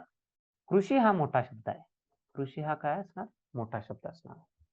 Okay, I hope this is clear. तर याच्यावरनं कन्क्लुजन. ओके, तुम्हाला हे डिस्क्रिप्टिव्ह मध्ये खूप कामाला पडेल मित्रांनो, कन्क्लुजन काढणं एखाद्या चार्टवरनं. ओके, कारण काल मी बघितलं तुमच्या प्रिलिमचा पेपर बघितला, भरपूर त्यांच्यात तुम्हाला एसेज वगैरे आले होते. तर तुम्हाला एस्से मध्ये बऱ्याचदा असे जे उत्तर येतात त्याच्यावरनं तुम्हाला बरेचसे उत्तर तुम्हाला द्यावे लागतात. तर तुम्हाला एखादा चार्ट बघितल्यानंतर तुम्हाला त्याच्यावर निष्कर्ष काढता आला पाहिजे. त्याच्यावरनं काय निष्कर्ष काढता आला पाहिजे. तर तुम्हाला कधी ही जी कला आहे, हे जे कौशल्य आहे ते तुम्हाला कामाला पडेल.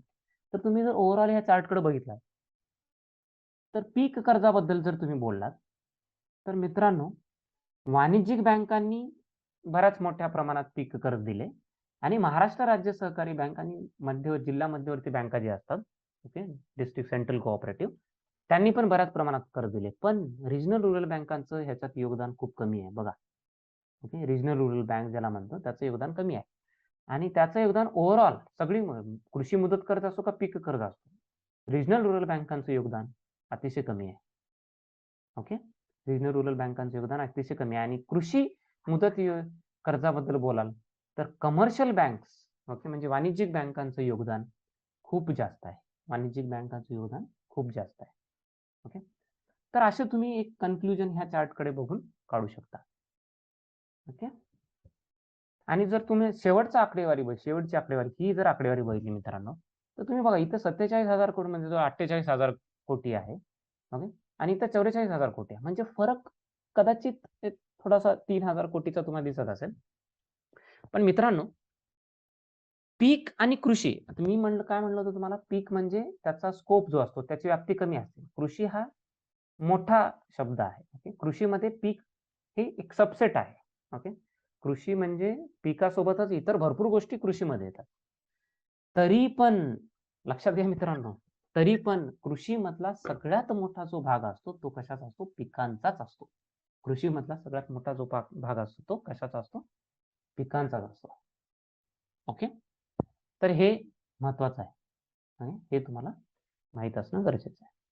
ओके, त्यामुळं पिकांसाठी जर तुम्ही हे तुलना केली, पीक कर्ज आणि कृषी मुदत कर्ज, तर पिकासाठी भलेही पीक हे कृषीचा सबसेट असेल, ओके, ही कृषीची व्याप्ती मोठी असते, पिकाची छोटी असते असं जरी म्हणलं तरी पीक हा मुख्य भाग असतो कृषीमधला. पीक घेणे, एखादं पीक घेणे हाच मुख्य भाग असतो आणि त्यामुळे तुम्ही जर पिकासाठी दिलेलं कर्ज बघितलं, कर्जाचं बघितलं, एकूण कर्जामध्ये पीक कर्जाचंच जी टक्केवारीच्या रूपात बघितलं तर पीक कर्ज हे कृषी मुदत कर्जापेक्षा जास्त त्याचं योगदान आहे. ओके, किसान क्रेडिट कार्ड संलग्नित कर्ज जर बघितलं मित्रांनो, 2020-21 ची आकडेवारी बघूया आपण, तर शेतकऱ्यांची संख्या जवळजवळ 3,165,000 होती.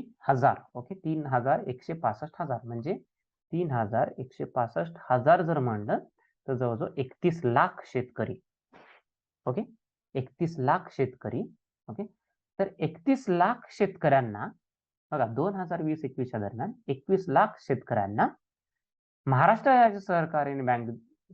राज्य सहकारी बँकेने दिलेले किसान कार्ड संलग्नित कर्ज म्हणजे केसीसी बद्दल आपण बघितलं होतं.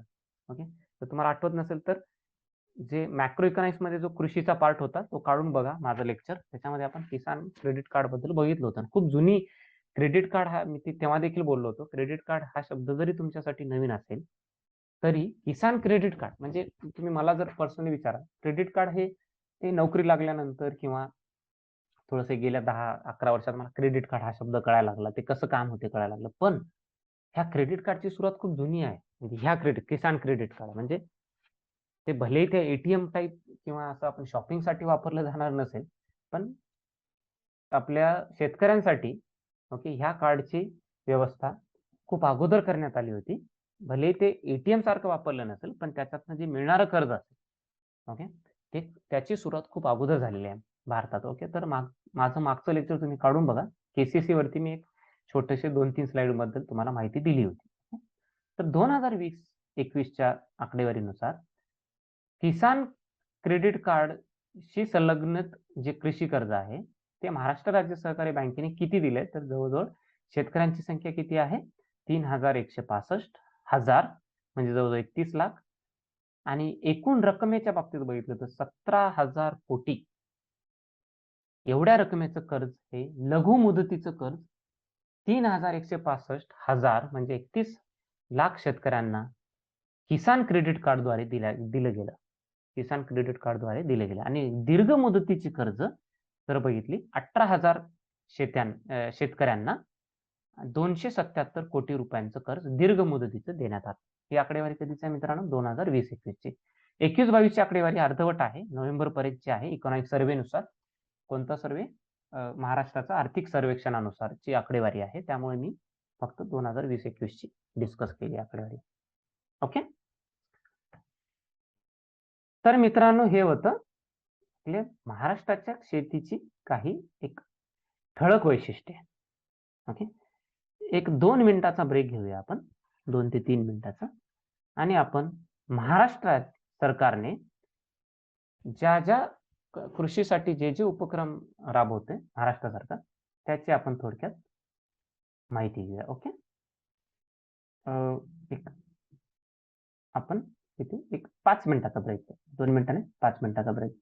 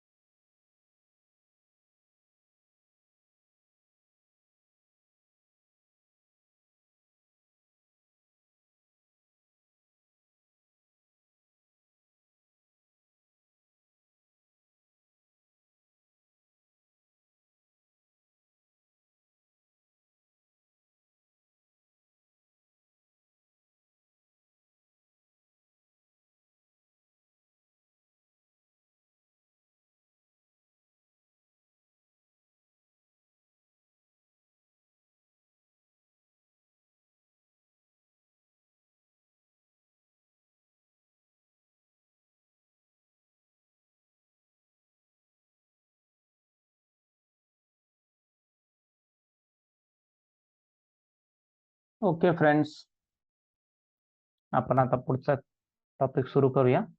ओके, कृषीसाठी योजना. तर मी पहिलेच क्लिअर करतो एक गोष्ट, तुमच्या सिलेबसमध्ये GOM म्हणजे गव्हर्नमेंट ऑफ महाराष्ट्र, महाराष्ट्र शासनाच्याच योजनांबद्दल बोललेला आहे.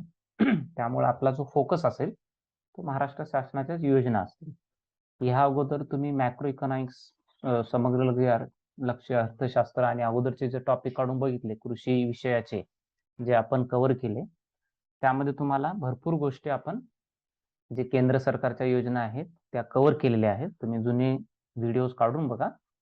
ओके, आणि अजून काही योजना जसं की अन्न सुरक्षा कायदा, ओके, आणि कर्ज विषयक योजना जसं की विमा सुरक्षा योजना वगैरे, ह्या सगळ्या आपल्याला ओके पीक विमा जो आहे त्याच्याबद्दल माहिती घ्यायचीच आहे.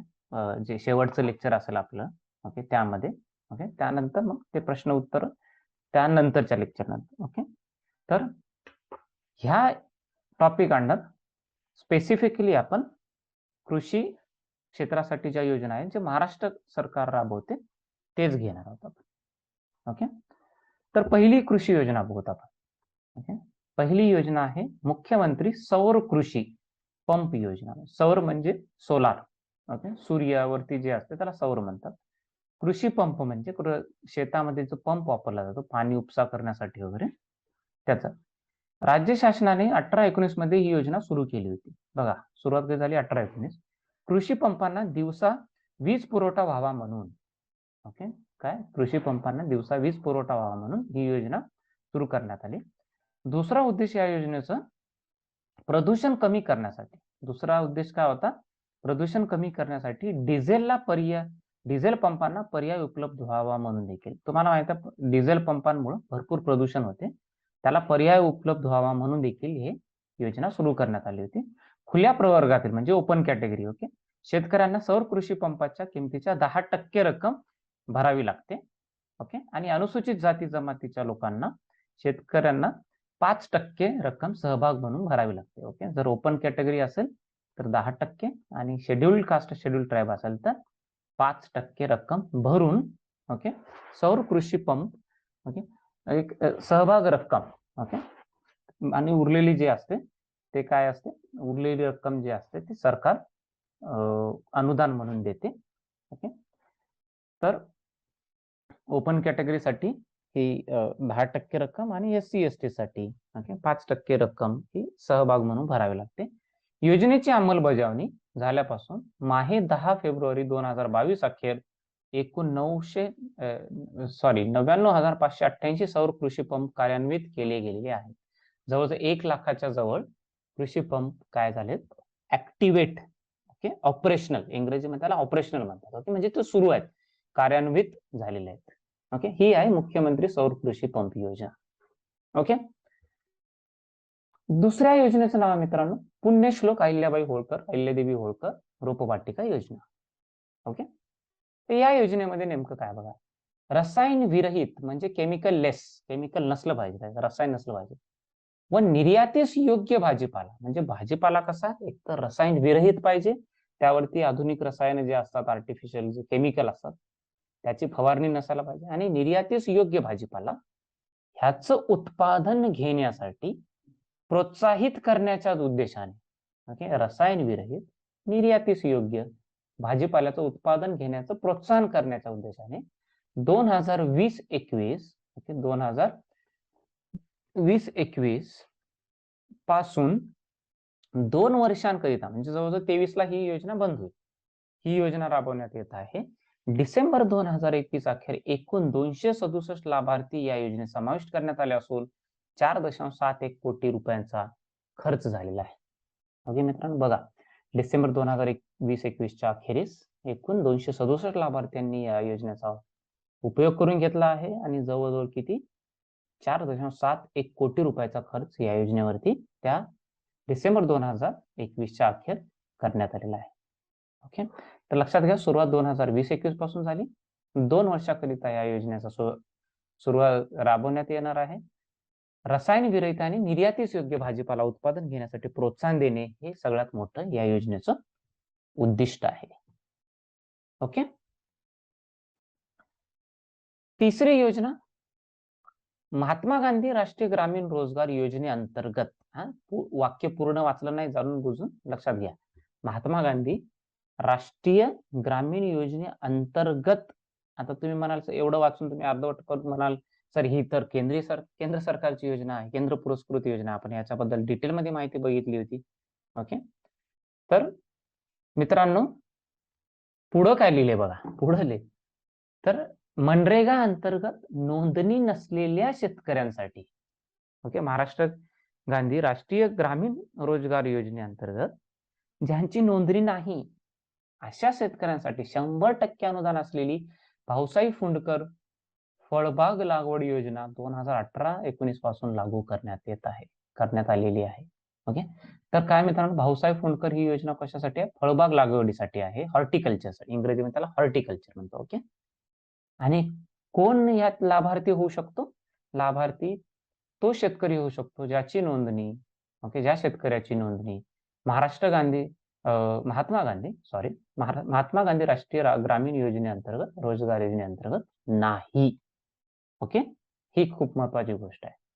जानेवारी 2022 पर्यंत लेटेस्ट आकडेवारी बघा, 25,698 लाभार्थी शेतकऱ्यांनी 23,527 हेक्टर क्षेत्रावरती या योजनेचा लाभ घेऊन, ओके, फळबाग लागवड केलेली आहे आणि त्याच्यात जवळजवळ 73.33 कोटीचा खर्च सरकारने घेतलेला आहे, ओके, केलेला आहे. मित्रांनो, सगळ्यात मोठी गोष्ट या योजनेची एक विशेषता काय, ती म्हणजे ही योजना त्या लाभार्थ्यांना मिळते, ही या योजनेचा लाभ ते लाभार्थी घेऊ शकतात, ते शेतकरी घेऊ शकतात ज्यांची नोंदणी मनरेगा अंतर्गत नाही, ओके, आणि हे फळबाग लागवडीसाठी आहे, लक्षात घ्या. ओके, पुढची योजना बघू. डॉक्टर बाबासाहेब आंबेडकर कृषी स्वावलंबन योजना. ओके, स्वावलंबन म्हणजे एक प्रकार स्वतःवर अवलंबून राहणे. ओके, 1.5 लाखापर्यंत वार्षिक उत्पन्न असलेल्या, बघा ह्याच्यात अटी आहेत आणि अटी खूप महत्वाच्या आहेत.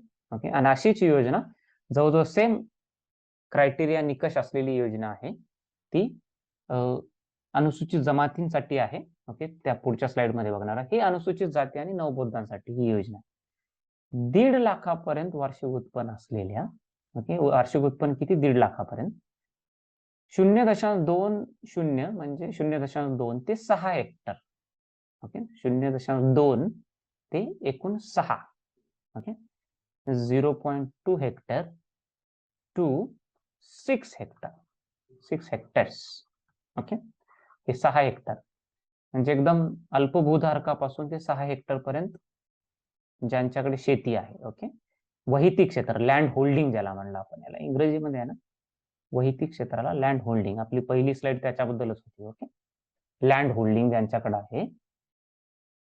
ओके, हा, आणि जर शेतकरी अनुसूचित जाती किंवा नवबौद्ध असेल तर जमिनीची उत्पादकता वाढविण्याच्या उद्देशाने 100% अनुदान स्वरूपात विहीर देण्याची योजना म्हणजे डॉक्टर बाबासाहेब आंबेडकर कृषी स्वावलंबन योजना आहे. ओके, सन 2020-21 मध्ये या योजनेवरती जवळजवळ 276.06 कोटी रुपये खर्च करण्यात आलेले आहेत. ओके, तर ह्याचे निकष लक्षात ठेवा मित्रांनो. ओके, एक मिनिट. ओके फ्रेंड्स, हा, तर ह्याचे निकष महत्वाचे आहेत. एक तर उत्पन्न किती? 1.5 लाखापर्यंत, आणि जे वैयक्तिक क्षेत्र आहे, लँड होल्डिंग आहे, टोटल जे जमीन आपल्या नावावर असते, ओके, ते किती? 0.2 हेक्टर पासून ते 6 हेक्टर पर्यंत असलं पाहिजे. 6 हेक्टर पेक्षा जास्त असेल तर या योजनेचा लाभ घेता येत नाही. अनुसूचित जाती किंवा नवबौद्ध शेतकरी पाहिजे. शेतकरी हा अनुसूचित जाती म्हणजे शेड्युल्ड कास्ट किंवा नवबौद्ध न्यू बुद्धिस्ट असला पाहिजे. जमिनीची उत्पादकता वाढविण्याच्या दृष्टीने उद्देशाने 100% अनुदान स्वरूपात विहीर आहे. सन 2020-21 मध्ये 276 कोटी खर्च करण्यात आला याच्यावरती. ओके,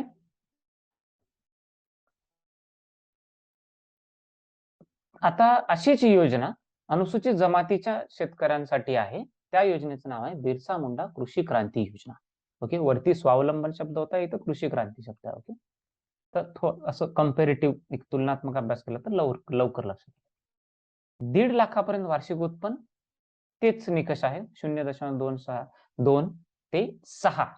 2.6 नाही मित्रांनो, म्हणजे 0.20 हेक्टर 0.2 हेक्टर ते 6 हेक्टर, म्हणजे 1 hectare 2 hectare 3 hectare 4 hectare 5 hectare 6 hectare पण झालं. 6 हेक्टर पेक्षा जास्त नाही आणि 0.20 हेक्टर पासून तेवढी जमीन असणं अपेक्षित आहे. अनुसूचित जमातीच्या शेतकऱ्यांना जमिनीची उत्पादकता वाढवण्याच्या दृष्टीने ओके 100% अनुदान असलेली विहीर स्वरूपात विहीर देण्यात येईल आणि 2020-21 मध्ये 116 कोटी रुपयांचे याच्यावरती खर्च करण्यात आलेला आहे. तर ह्या 2 योजनांबद्दल तुम्ही एक कंपॅरेटिव्ह स्टडी करायचा, तुलनात्मक स्टडी करा की निकष काय आहेत, जवळजवळ सारखेच आहेत. इथं शेतकरी हा नवबद्ध किंवा अनुसूचित जातीमधला पाहिजे, इथं शेतकरी हा अनुसूचित जमातीचा पाहिजे. ओके, वरती जे नाव दिलेलं आहे योजनेला डॉक्टर बाबासाहेब आंबेडकर कृषी स्वावलंबन योजना आहे. खाली जे नाव दिलेलं आहे अनुसूचित जमातीच्या शेतकऱ्यांसाठी जी योजना आहे त्याला बिरसा मुंडा कृषी क्रांती योजना असं नाव दिलेलं आहे. ओके फ्रेंड्स, हा तर पुढची योजना बघू. डॉक्टर पंजाबराव देशमुख व्याज सवलत योजना. व्याज सवलत ह्याबद्दल आपण इंग्रजी म्हणजे मागं पण एका लेक्चरमध्ये बोललो होतो. ह्याला इंटरेस्ट ओके इंटरेस्ट सबवेन्शन पण म्हणतात किंवा तुम्ही सबसिडी पण म्हणू शकता.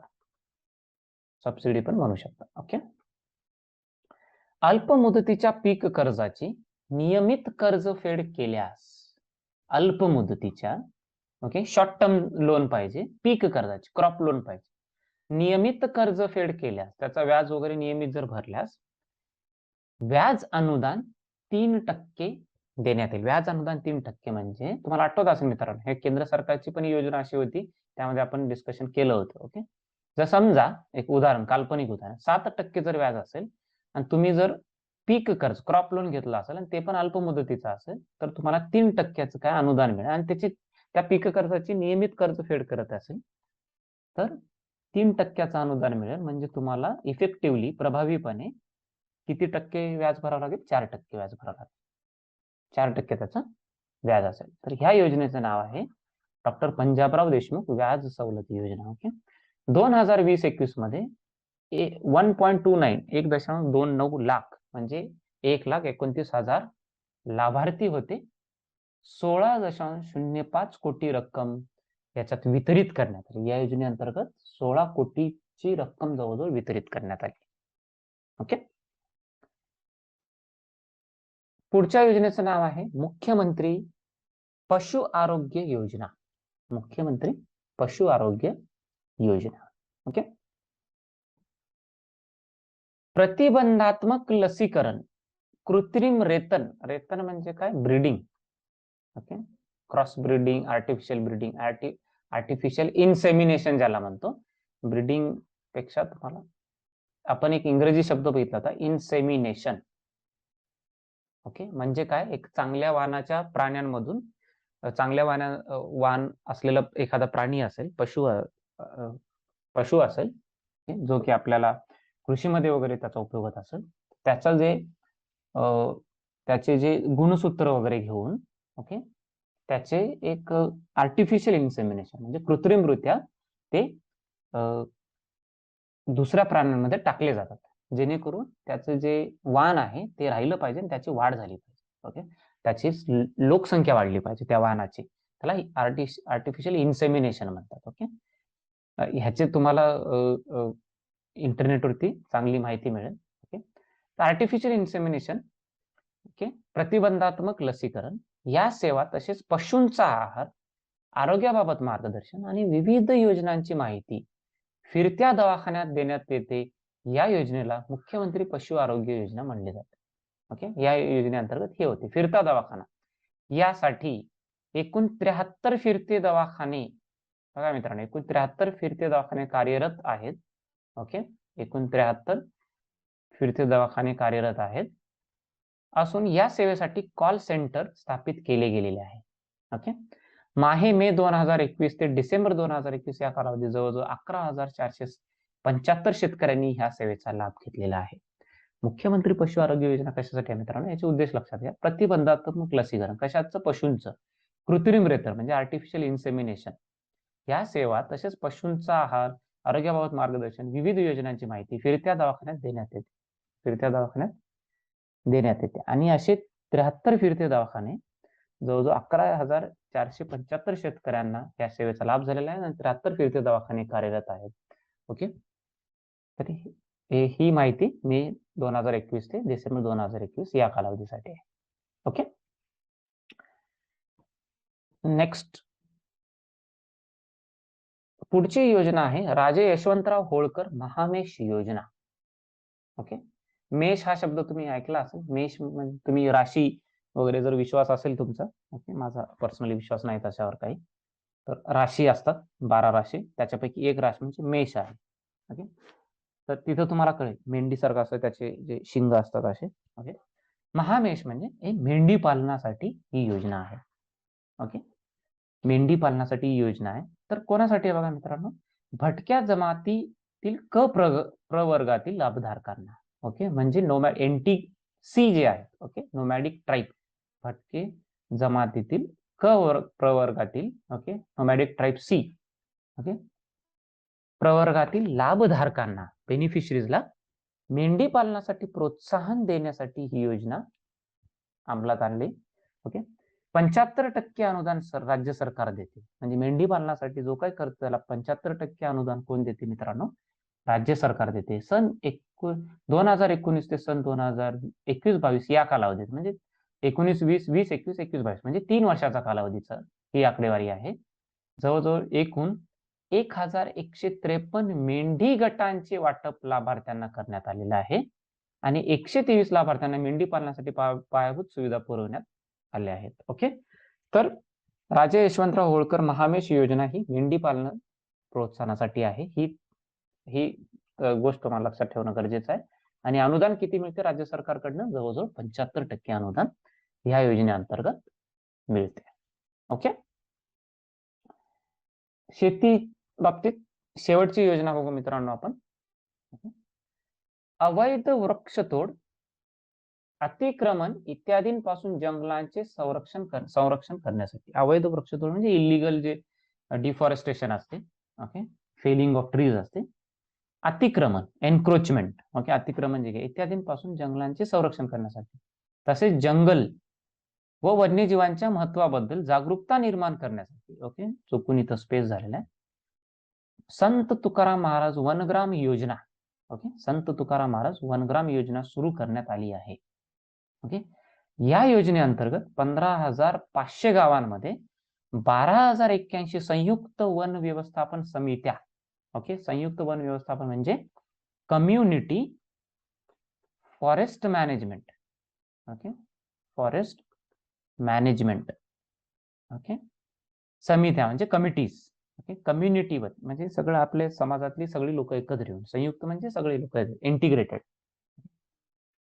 तर अशा एक वन व्यवस्थापन समित्या स्थापन केलेल्या आहेत आणि जवळजवळ 15,500 गावांमध्ये 12,081 अशा समित्या स्थापन करण्यात आलेल्या आहेत. या समित्या 27.04 लाख हेक्टर, बघा मित्रांनो किती मोठं त्याच्याने क्षेत्र कव्हर करण्यात आलेलं आहे. 27.04 लाख हेक्टर क्षेत्राचे वन व्यवस्थापन करण्यात येत आहे.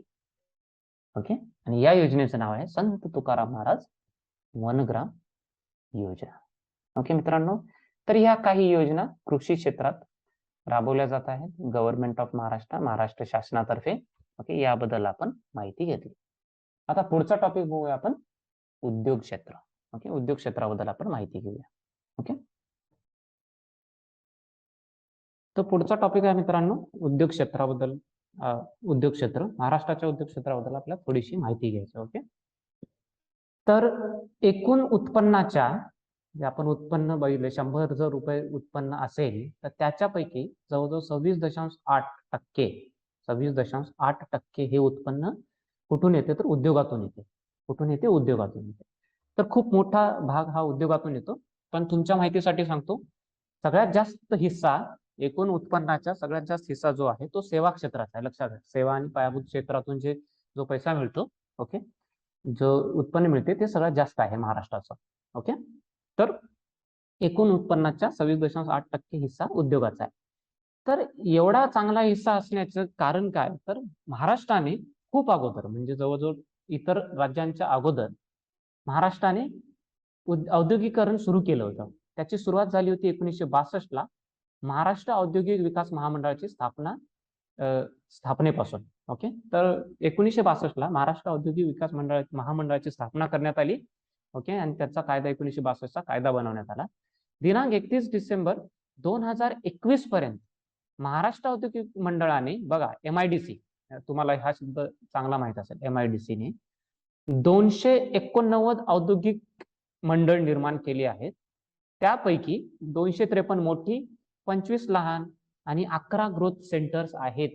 बघा मित्रांनो, ओके, MIDC ने 2021 च्या डिसेंबर पर्यंत 289 औद्योगिक मंडळ, 289 औद्योगिक मंडळ आणि 253 त्यात मोठी, ओके, मोठी मंडळ, 25 लहान आणि 31 ग्रोथ सेंटरची निर्मिती MIDC द्वारे झालेली आहे. ओके,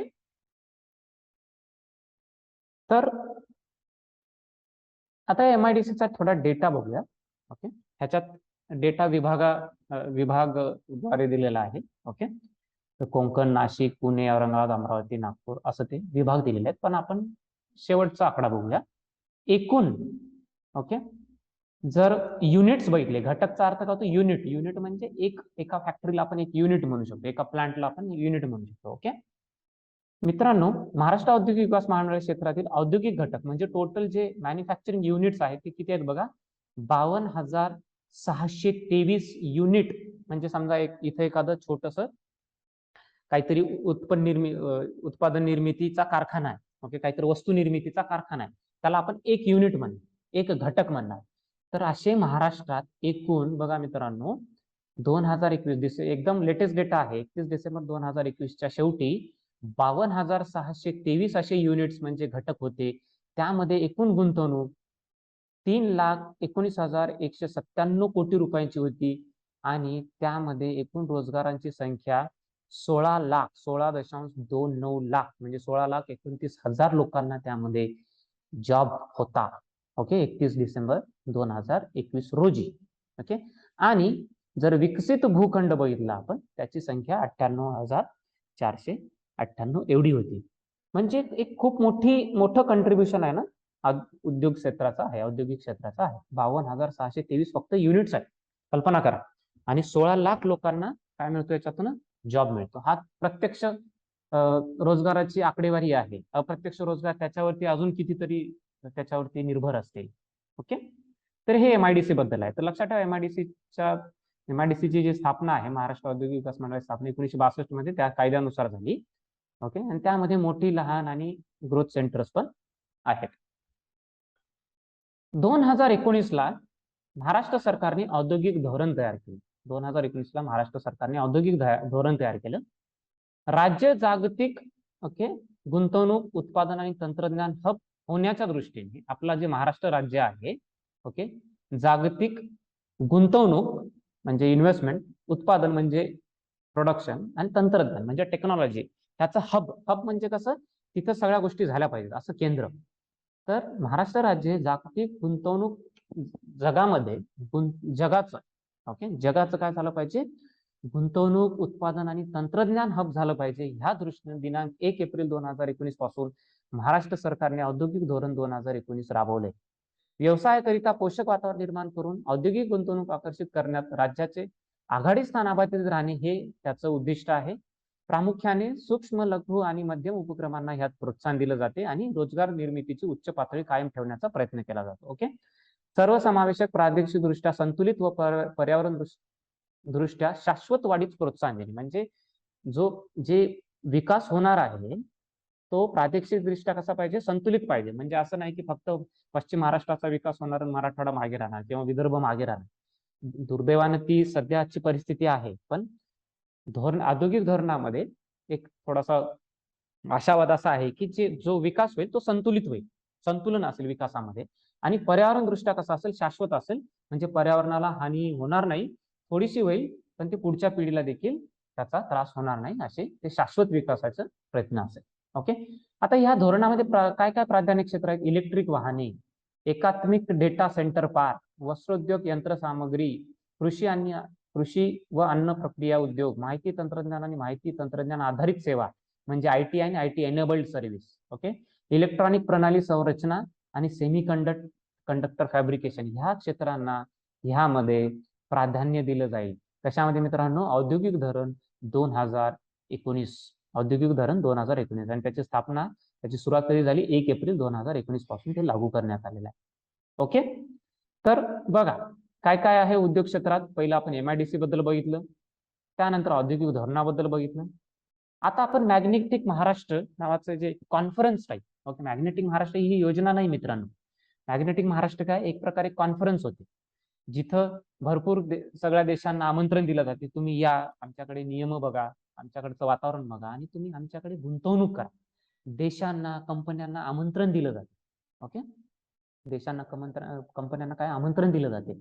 तर ह्याची सुरुवात मॅग्नेटिक महाराष्ट्र 2.0 याची सुरुवात जून 2020 मध्ये याचं आयोजन झालं. ओके. योजना नाही, ओके, एक प्रकारे कॉन्फरन्स आहे. एक प्रकारे तुम्हाला एक्सपो शब्द ऐकला असेल तुम्ही, एक्सपो, EXPO म्हणजे काय? एक प्रकारचं ते एक्झिबिशन टाईप आहे. ओके. एक्झिबिशन टाईप असते. तर एक्सपो सारखं आहे. जून 2020 मध्ये आयोजन करण्यात आलं होतं याचं. यावेळी विविध देशांचे वाणिज्यदूत, गुंतवणूकदार, उद्योगपती ऑनलाईन उपस्थित होते. विविध 12 देशातील, बघा मित्रांनो, विविध 12 देशातील गुंतवणूकदारांसोबत कितीचा करार झाला? 16,030 कोटी रुपयांचे सामंजस्य करार. ओके. इतक्या जवळजवळ 12 देशातील गुंतवणूकदारांसोबत 16,030 कोटी रुपयांचा सामंजस्य करार करण्यात आलेला आहे.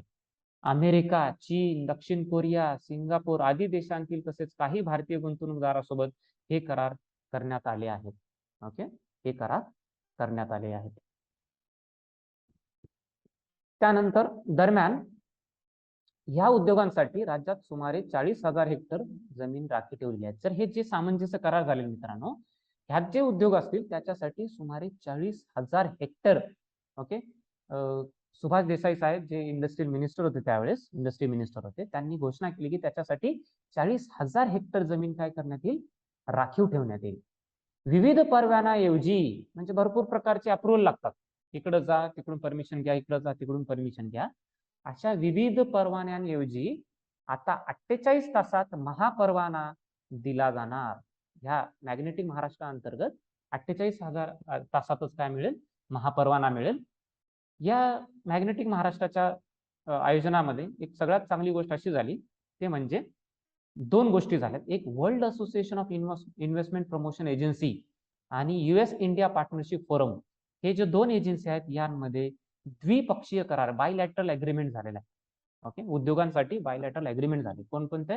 World association of investment promotion agency आणि US India partnership forum. Okay. या 2 मध्ये बायलॅटरल अग्रीमेंट म्हणजे द्विपक्षीय भागीदारी करार, बायलॅटरल पार्टनरशिप अग्रीमेंट, भागीदारी म्हणजे पार्टनरशिप करार झालेला आहे. नोव्हेंबर 2021 मध्ये राज्याने, ओके, ह्याच्यात अंतर्गत वैद्यकीय आणि आरोग्य पर्यटनाला, वैद्यकीय आणि आरोग्य पर्यटन म्हणजे काय मित्रांनो, की बाहेरची लोक आपल्याकडे येऊन, ते जर समजा एखाद्या व्यक्तीची, विदेशी परदेशी व्यक्तीची जर तब्येत खराब असेल, त्याचं काही रोगाने त्याला ग्रासला असेल, तर तो त्याचा उपचार कुठे घेणार? भारतामध्ये घेणार. त्याला आरोग्य पर्यटन म्हणतात. इथे येऊन बऱ्याच उपचार पद्धती घेणार. ह्याला चालना देण्यासाठी बांगलादेश आणि ओमान, ओके, बांगलादेश आणि ओमान ह्या 2 देशांसोबत सामंजस्य करार करण्यात आलेला आहे. कशा अंतर्गत करण्यात आलेला मित्रांनो? मॅग्नेटिक महाराष्ट्र 2.0. आणि ही काही योजना नाही, तुम्ही चुकून ना डोक्यात म्हणाल की हा ही योजना आहे. नाही, ही योजना नाही मित्रांनो. ही काय, हे एक प्रकारे एक जसं कॉन्फरन्सेस होतात ना, तसं हे एक्सपो टाईप होतं. ओके. तिथं बऱ्याच जणांना आमंत्रण केलं जातं. ओके. तिथे एक चर्चा होते. ओके. इतर देशांना, इतर कंपन्यांना आमंत्रण केले जाते की तुम्ही या, आमच्याकडले नियम बघा, आमच्याकडलं वातावरण बघा आणि इथं गुंतवणूक करा. आम्ही तुम्हाला विविध परवान्यांच्या ऐवजी 48 तासात परवाना देऊ, 40,000 हेक्टर तुमच्यासाठी राखी ठेवू वगैरे वगैरे असे त्यांना जेव्हा आपण प्रलोभन देतो तेव्हाच ते इथं गुंतवणूक करायला तयार होतात. ओके, पुढच्या मुद्द्याकडे वळूया. विशाल प्रकल्पांमधली देखील, विशाल म्हणजे मेगा प्रोजेक्ट. ओके, याबद्दल जास्त काही बघायची गरज नाही. मेगा प्रोजेक्ट मध्ये ओके 2005 पासून मेगा विशाल प्रकल्प धोरण राबवण्यात येत आहे. बघा सुरुवात कधी झाली, 2005 डिसेंबर 2021 पर्यंत ह्या धोरणाअंतर्गत 702 प्रकल्पांना मंजुरी देण्यात आलेली आहे. मित्रांनो, मेगा प्रोजेक्ट्स म्हणजे विशाल प्रकल्प. ओके, खूप मोठ्या स्वरूपाचे प्रकल्प जे आहेत अशा प्रकल्पाला देखील, प्रकल्पाचं धोरण देखील 2005 पासून सुरुवात झालेलं आहे आणि अशा प्रकल्पांना मंजुरी देण्यात आलेली आहे. जवळजवळ आतापर्यंत डिसेंबर 2001 पर्यंत 702 प्रकल्पांना यामध्ये मंजुरी मिळालेली आहे. ओके, सूक्ष्म, लघु आणि मध्यम ह्याबद्दल आपण एकदम चांगली माहिती डिटेल, तुम्ही जर त्या लेक्चरला लेक्चर जर तुमचं मिस झालं असेल तर प्लीज जुने लेक्चर काढून बघा, तुम्हाला त्याच्यावर चांगली माहिती मिळेल. सूक्ष्म, लघु आणि मध्यम उपक्रमांमधील गुंतवणूक 2015 पासून 12 अंकी एकमेव ओळख क्रमांक असलेला क्रमांक देण्यात आला आहे सूक्ष्म, लघु आणि मध्यम उपक्रमांना. त्याची ऑनलाईन नोंदणी करण्याची सुरुवात पण झालेली आहे. काय, micro, small and medium MSME ज्याला आपण म्हणलं होतं, त्याच्यावरती आपण एक डिटेल लेक्चर घेतला होता. त्याचे तुम्ही निकष पण बघून घ्या, कशाला मायक्रो, कशाला स्मॉल आणि कशाला मीडियम म्हणतात, एंटरप्राइज म्हणता येईल. 2015 पासून कशाची सुरुवात झाली, 12 डिजिट युनिक नंबर, 12 अंकी एकमेव ओळख असलेला, युनिक एकमेव ओळख असलेला म्हणजे युनिक ओके नंबर ह्यांना देण्यात येणार आहे आणि त्याच्या ऑनलाईन रजिस्ट्रेशनची व्यवस्थापन करण्यात आली आहे. तर मित्रांनो, महाराष्ट्रात किती असे उद्योग आहेत, किती त्यांच्या रोजगार निर्मिती झाली, थोडंसं आपण एक लक्ष देऊया त्याच्यावरती. विभाग निहाय इथे दिलेला आहे उद्यम नोंदणी झालेले सूक्ष्म, लघु, मध्यम प्रकारातले उपक्रम बघूया. नोंदणी झालेले ओके रजिस्टर्ड 9 लाख, बघा सूक्ष्म म्हणजे मायक्रो लेवलवरची ओके 9,86,303 उपक्रम, एकूण उपक्रम, संख्या आहे, एकूण उपक्रम हे भारतामध्ये महाराष्ट्रामध्ये नोव्हेंबर 2021 पर्यंत त्याची नोंदणी झाली आणि त्याच्यातनं मित्रांनो 43,43.48 म्हणजे 43,48,000 लोकांना त्याच्यातनं रोजगार मिळालेला आहे.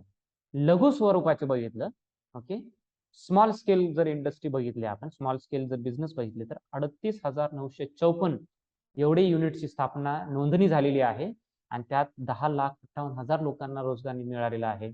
आणि जर मध्यम स्वरूपाचे तुम्ही रोजगार बघितले, मध्यम स्वरूपाचे जर उपक्रम बघितले 5,433 अशा उपक्रमाची नोंद नोव्हेंबर 2021 पर्यंत महाराष्ट्र उद्योग संचालनालयासोबत आहे आणि त्यामध्ये जवळजवळ 7,79,000 लोकांना रोजगार प्राप्ती झालेली आहे. तर मित्रांनो, ह्या चार्ट मध्ये तुम्ही एक गोष्ट बघू शकता, सगळ्यात जास्त नोंदणी ही पुणे विभागात आहे. पण जर तुम्ही कोकण आणि मुंबई असं दोन्ही मिक्स केलात, मुंबईला वगळून कोकण लिहिलेलं आहे कारण मुंबईमध्ये खूप मोठ्या प्रमाणात इंडस्ट्रियलायझेशन आहे, त्याचं कंट्रीब्युशन वेगळं आहे ओके. त्यामुळे ते नेहमी तुम्ही इकॉनॉमिक सर्वे जर वाचला ओके, तुम्ही जर आर्थिक सर्वेक्षण वाचलं तर तुम्हाला कळेल की सगळ्यात जास्त सगळ्यात जास्त उद्योगांची संख्या ही मुंबईला आहे. तर फक्त मुंबई शहराचं बघितलं तुम्ही 1,74,816 मायक्रो, 14,318 मीडियम स्मॉल आणि 2,863 मीडियम स्केलचे तिथे एंटरप्राइजेस आहेत, उपक्रम आहेत. पण तुम्ही जर कोकण आणि मुंबई हे दोन्ही जर मिक्स करून बघितलात, त्यांना दोन्ही ऍड करून बघितलात तर ते पुण्यापेक्षा जास्त आहे. जर तुम्ही वेगवेगळं करून बघितलं तर पुणे विभागामध्ये सगळ्यात जास्त सूक्ष्म, लघु व मध्यम उपक्रमाची नोंद आहे ओके. सूक्ष्म, लघु व मध्यम स्वरूपाच्या उपक्रमाची नोंद सगळ्यात जास्त पुणे विभागात आहे ओके. ही गोष्ट तुम्हाला माहित पाहिजे. जर तुम्ही कोकण आणि मुंबई वेगळं केलं, तर त्यांना एकत्र केलं, कोकण विभाग केला, तर मित्रांनो कोकण विभागात सगळ्यात जास्त सूक्ष्म, लघु आणि मध्यम उपक्रम आहेत, followed by Pune okay, closely followed by Pune. पुण्याचा नंबर 2 क्रमांक आहे. क्रमांक किती आहे, 2 आहे ओके. लघु उद्योग विकास महामंडळ ओके. लघु उद्योग म्हणजे काय, small scale industries development okay. Small scale industries development जे असतात त्याच्यासाठी एक महामंडळ आहे, त्याच्यासाठी कॉर्पोरेशन आहे मित्रांनो. भारतातील लघु उद्योगातील संस्थातील एक अग्रेसर संस्था म्हणजे महाराष्ट्राचं लघु उद्योग विकास महामंडळ. ओके. 1962 मध्ये महाराष्ट्र शासनाच्या मालकीची खाजगी मर्यादित कंपनी होती. बघा मित्रांनो, 1962 ला काय होती? हे लघु उद्योग विकास महामंडळ आहे ना, महाराष्ट्र शासनाची खाजगी मर्यादित म्हणजे प्रायव्हेट लिमिटेड ओके, अशी कंपनी होती. त्यानंतर ओके, कंपनी ह्या स्वरूपात महामंडळाची स्थापना करण्यात आली. हे महामंडळ पहिलं प्रायव्हेट लिमिटेड होतं. 1971 ला त्याचे सार्वजनिक मर्यादित कंपनीत म्हणजे पब्लिक लिमिटेड, त्याला फक्त लिमिटेड असा शब्द आहे, पब्लिक लिहित नाही, पण त्याचा अर्थ पब्लिक लिमिटेड होतो. सार्वजनिक मर्यादित कंपनीत त्याचं रूपांतर करण्यात आलं. ओके. आणि ह्या विकास महामंडळाचं देखील योगदान औद्योगिकीकरणामध्ये भरपूर जास्त आहे. ओके, त्याचं पण योगदान भरपूर जास्त आहे. ओके. आता उद्दिष्ट काय आहेत या जे 1962 ला याची स्थापना झाली होती, त्याचे उद्दिष्ट काय काय? ओके. लघु उद्योगांना विक्रीच्या सोयी उपलब्ध करून देणे, उत्पादनाच्या निर्यातीसाठी सहाय्य करणे, प्रवर्तकांना सल्ला देणे. प्रवर्तक म्हणजे जे प्रमोटर असतात, जे ह्या गोष्टीला पुढे नेतात, त्यांना सल्ला देणे. उत्पादित उपभोग्य मालाची ओके, जे कन्झ्युमेबल गुड्स असतात, जे आपण वापरू शकतो, या सर्व प्रकारची प्रवर्तनार्थी सहाय्य देणे. प्रवर्तक जे असतात, जे प्रमोटर असतात ओके, ह्यामध्ये जे प्रमोटर असतात त्यांना सहाय्यता देण्याचं काम देखील ही संस्था करते. कोणती संस्था? लघु उद्योग विकास महामंडळ. ओके मित्रांनो, तर बघा आतापर्यंत काय काय बघितलं आपण उद्योग क्षेत्रात. सुरुवात आपण MIDC ने केली. 1962 ची स्थापना आहे, त्यामध्ये थोडीशी आकडेवारी बघितली. त्यानंतर औद्योगिक धोरण बघितलं 2019. ओके, त्याचे आपण प्राधान्य क्षेत्र बघितले. त्यानंतर मॅग्नेटिक महाराष्ट्राबद्दल थोडीशी माहिती घेतली. मॅग्नेटिक महाराष्ट्र 2.0 हा एक्सपो टाईप आहे, योजना नाही, लक्षात ठेवा. त्यानंतर आपण विशाल प्रकल्पांबद्दल थोडीशी माहिती घेतली. मग सूक्ष्म, लघु आणि मध्यम उपक्रमांमधील गुंतवणूक किती आहे त्याच्याबद्दल आपण माहिती घेतली. ओके, रोजगार निर्मिती त्याने किती झाली ह्याचा एक चार्ट बघितला आपण, तक्ता बघितला. त्यानंतर आता आपण लघु उद्योग विकास महामंडळाची माहिती घेतली. 1962 मध्ये याची खाजगी मर्यादित कंपनी म्हणून सुरुवात झाली होती, पण 1971 मध्ये त्याचं सार्वजनिक मर्यादित कंपनीत रूपांतर करण्यात आलं आणि त्याचे उद्दिष्टे इथं लिहिलेले आहेत. ओके, लघु उद्योगांना विक्रीच्या सोयी उपलब्ध करून देणे, उत्पादनाच्या निर्यातीसाठी सहाय्य करणे, प्रवर्तकांना प्रमोटर्सला सल्ला देणे आणि त्यांना प्रशिक्षण देणे आणि त्यांना माल विकण्यासाठी सहाय्यता करणे, ही याची या महामंडळाची उद्दिष्टे आहेत.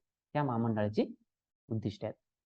ओके मित्रांनो, तुम्ही जर गेल्या एक 10-20 वर्षातला जर एक आर्थिक प्रगती बघितली, त्यामध्ये इनोव्हेशनचा खूप मोठा सहभाग आहे. इनोव्हेशन म्हणजे काय? नाविन्यता. म्हणजे तीच गोष्ट पण आपण नवीन पद्धतीने कसं करू शकतो, त्याच्यात तीच प्रक्रिया असेल, समजा तीच वस्तू निर्मिती प्रक्रिया असेल, पण त्याला आपण वेगळ्या प्रकारे कमी पैशात कसं करू शकतो, ह्याचा एक ह्यावरती बराच भर गेल्या काही वर्षात दिला जात आहे. Okay, innovation and invention. Okay, invention नसते, इन्व्हेन्शन म्हणजे नवीन गोष्ट निर्माण करणे, इनोव्हेशन म्हणजे नाविन्यता आणणे. कदाचित तीच गोष्ट असते, पण त्याच्यात कमी खर्चाने वेगवेगळ्या पद्धतीचा अवलंब करून त्या गोष्टी केल्या जातात. ओके, महाराष्ट्राने असे एक धोरण बनवले 2018 ला, आणि साहजिक आहे उद्योग आणि सेवा क्षेत्राला हातभार लावावा म्हणून रोजगार निर्मितीसाठीच ह्या धोरणाची सुरुवात झाली. जानेवारी 2018 ला या धोरणाला मंजुरी देण्यात आली. 15 इन्क्युबेटर्स. मित्रांनो, इन्क्युबेटर हा शब्द कसा आहे तुम्हाला समजून सांगतो. इन्क्युबेटरचा अर्थ काय होतो? इन्क्युबेटर म्हणजे तुम्ही जनरली बघता एक कृत्रिमरित्या जी अंडी असतात, ओके, कोंबड्यांची असो बदकांची असो, कृत्रिमरित्या काय करतात, त्यांचं पिल्ले काढण्याची प्रक्रिया चालते. ओके, तिथं त्या अंड्यांना उबवण्यासाठी ओके, अंड्यांना ते एक नैसर्गिक ऊब देऊन, म्हणजे एक कृत्रिम ऊब देऊन त्याच्यातून पिल्ले निर्मिती करतात ना, त्याला इन्क्युबेशन म्हणतात. आणि इन्क्युबेशन एक प्रत्येक अंडी देणारी जे पशु पक्षी असो ओके, किंवा डायरेक्ट बालकाला जन्म देणारे असो, त्याच्यामध्ये इन्क्युबेशन हा शब्द. इन्क्युबेशन म्हणजे एक प्रकारे समजा एक आपण सोपं उदाहरण घ्यायचं. इन्क्युबेशन म्हणजे समजा अशी जागा जिथं तुम्ही सहजपणे बसू शकता आणि तुम्हाला जे काम करायचं आहे ओके, समजा तुम्हाला अभ्यास करायचा आहे, तर तिथं तुम्हाला सगळ्या सुख सुविधा मिळतात. तुम्ही तिथं कम्फर्टेबल आहात, तुम्हाला अभ्यासासाठी सगळ्या सुख सुविधा मिळतात. जसं की आता MPSC UPSCच्या बाबतीत बोलायचं असं, आजकाल एक ट्रेंड चाललाय ते म्हणजे अभ्यासिकेचं. अभ्यासिका एक प्रकारे काय असते, तुमचे इन्क्युबेटर असते. इन्क्युबेटर म्हणजे काय, तुम्हाला तिथं बसण्यासाठी, तिथं तुम्हाला जे काम करायचं आहे त्याच्यासाठी एक पूरक पोषक वातावरण तुम्हाला देते अभ्यासिका. इन्क्युबेटरचा अर्थ काय होतो, अशा गोष्टी, अशा संस्था, असे केंद्र जिथं उद्योगांना पूरक वातावरण मिळते, तिथं त्यांना त्यांच्या वाढीसाठी पूरक वातावरण मिळते. त्यांच्या वाढीसाठी काय मिळते, पूरक वातावरण मिळते, अशी केंद्र. 15 इन्क्युबेटरची स्थापना. ओके, इन्क्युबेटरचा अर्थ तुम्हाला कळाला असेल की अशी गोष्ट जी इतर गोष्टींना, वस्तू निर्मितीला वगैरे प्रोत्साहन देते. ओके, तिथून नवीन नवीन नाविन्यता निर्माण होते. ओके, त्याला त्याच्या वृद्धीसाठी प्रयत्न केले जातात. ओके, तर राज्य नाविन्यता धोरण म्हणजे महाराष्ट्र राज्याचं जे स्टेट इनोव्हेशन पॉलिसी आहे 2018, त्याबद्दल काय काय त्याच्यात विकास, कोणकोणत्या बाबींचा विकास करण्याचं उद्दिष्ट आहे.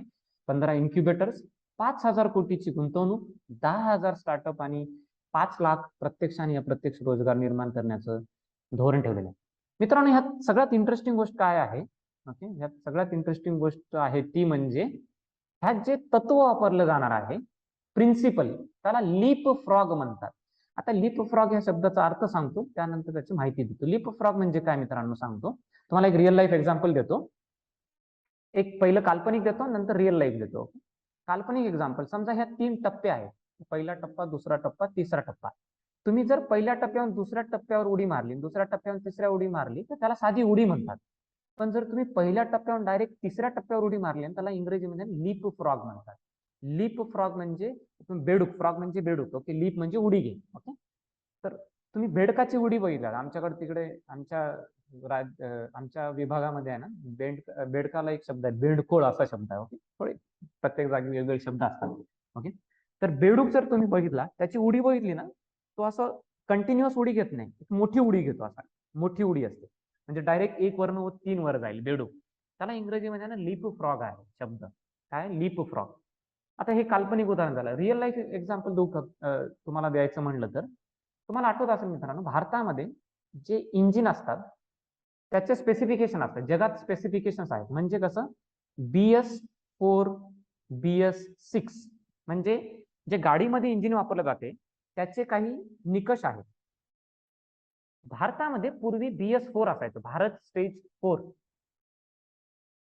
आता जगभरात प्रदूषण एवढं वाढलंय मित्रांनो, की लवकरात लवकर आपल्याला प्रदूषण कमी करणं हे आपलं उद्देश असलं पाहिजे. लवकरात लवकर प्रदूषण कमी करणं काय असलं पाहिजे, आपलं उद्दिष्ट असलं पाहिजे. ओके, तर BS4 हे जे स्पेसिफिकेशन असणारे इंजिन होते, तर भारताने काय केलेलं आहे, BS4 नंतर तुम्ही काय अपेक्षा ठेवता, BS5 आलं पाहिजे. काय आलं पाहिजे, भारत स्टेज 5 आलं पाहिजे. भारताने भारत स्टेज 5 कॅन्सल केलं आणि डायरेक्ट लीप फ्रॉग केलं, म्हणजे उडी मारली की सर BS6 वरती. BS6 म्हणजे भारत स्टेज जे 6 आहे, ओके, त्याच्यावरती उडी मारली. म्हणजे काय, प्रदूषण लवकरात लवकर कमी करण्यासाठी, त्याच्यावरती लवकरात लवकर आळा घालण्यासाठी जे इंजिनचे निकष असतात ते आपण BS4 सोडून BS6 वर डायरेक्ट उडी मारली. 5 मध्ये आपण अडकून बसलो नाही. त्याला लीप फ्रॉग म्हणतात. इंग्रजीमध्ये काय म्हणतात, लीप फ्रॉग.